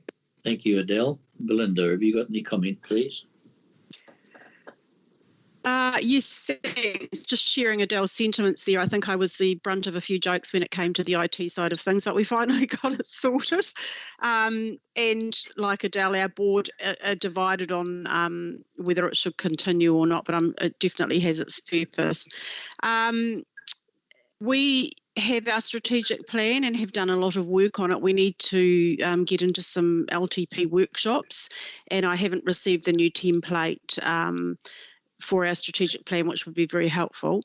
I think we have a tentative date set for a combined community board meeting, and that is something that I am desperate to get into. I think there's quite a few issues that we need to probably thrash out around the table, and it would be good to be able to meet in person with the three boards and just share what we're going through and what we've been through, particularly through COVID, and how we can move forward with our communities and give people some hope and realisation for their dreams through the LTP process and our strategic plans.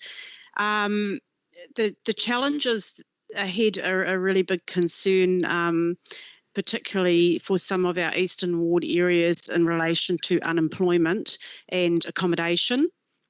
These are two things that have really reared their ugly heads in a very short time frame through the COVID. We weren't as affected by the drought side of things in our area, but we certainly, and probably partially thanks to tourism dropping off, we got through the drought period quite comfortably, but do obviously acknowledge the challenges ahead there as well with the water issues. Unemployment and accommodation and the pushing out of the work subsidy may magnify the situation up here, because that will come off in the shoulder season going into summer. So I'm not quite sure as a community how we're going to deal with that, and as a district. One thing that has come through as a result of this in our community is what amazing volunteers we've got, and some people individually and collectively have stepped up through the crisis. the other issue that we're facing is the huge demand for food parcels across the spectrum, and we have found a lot of grandparents in particular ending up having to sort of further support their grandchildren. So extended family pressures there, as well as older couples, and job losses, professional people finding themselves, suddenly asset rich with no income. So the food parcel thing is growing. It's going to continue to grow, and I think we need to sort of sit down at a lower level and have a big discussion about how we're going to assist our communities and assist particularly with helping to feed people. So that's just probably a quick overview. We haven't met in person as yet as a board, and that's coming up. So yeah, we'll have more to update on that, but bring on the combined community board meeting so we can sort some things out. Thank you. Good luck with your meeting. Mike Edmonds, please. I don't think anything's been said that I wouldn't have said, John. Okay. I think my community board is looking to get back into person. I personally have loved the idea of online meetings, but look, the challenges presented by all of the drought and the COVID is no different in quality than we experience out here on a daily basis. So it's just more of it. So we will continue to work with our communities and continue to see if we can get some kind of positive result out of the council and the government for all the troubles that we have here on a daily basis. Excellent. Thank you. Thank the three of you for those comments. And I'm just saying to Aisha on the chat that I'll talk with Sean about this as well, that we need to give you that opportunity regularly at meetings just to give a quick update from your community board. So thank you for that.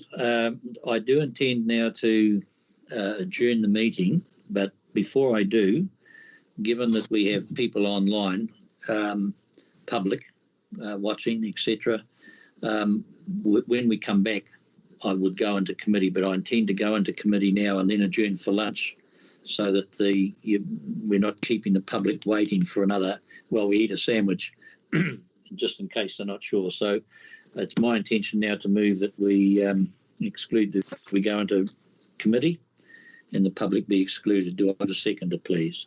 I'll second that, Your Worship. Thank you, Moko. Can we just go through the voting? We'll take it you and I voted in favour. Deputy Mayor? Thank you, Your Worship. I'm in favour.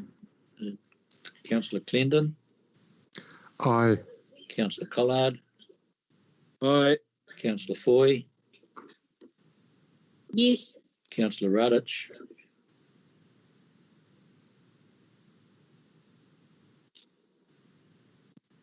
Aye. Thank you, Maddie. Councillor Smith? Aye. Councillor Stratford? Aye. Councillor Vucic? Aye. Right, we're now in committee. Oh, yes, that's all unanimous. We're now in committee, so I will declare the meeting adjourned and we will resume at 2 o'clock.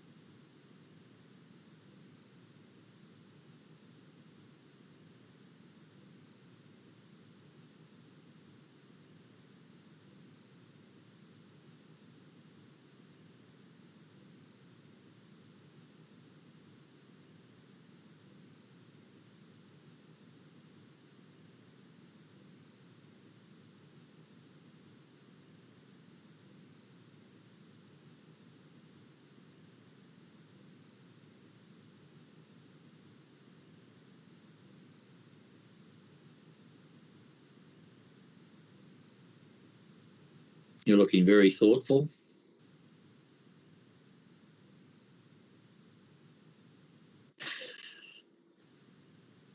Holy crap, John, I thought my camera was on there and I got caught doing something I wasn't supposed to be doing.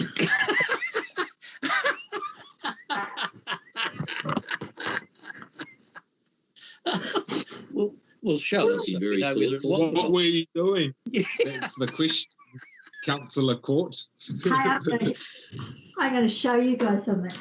Holy crap, John! Not what she was doing, though. Was on there I was going to say, a lady never I got tells. caught doing something I wasn't supposed to be doing.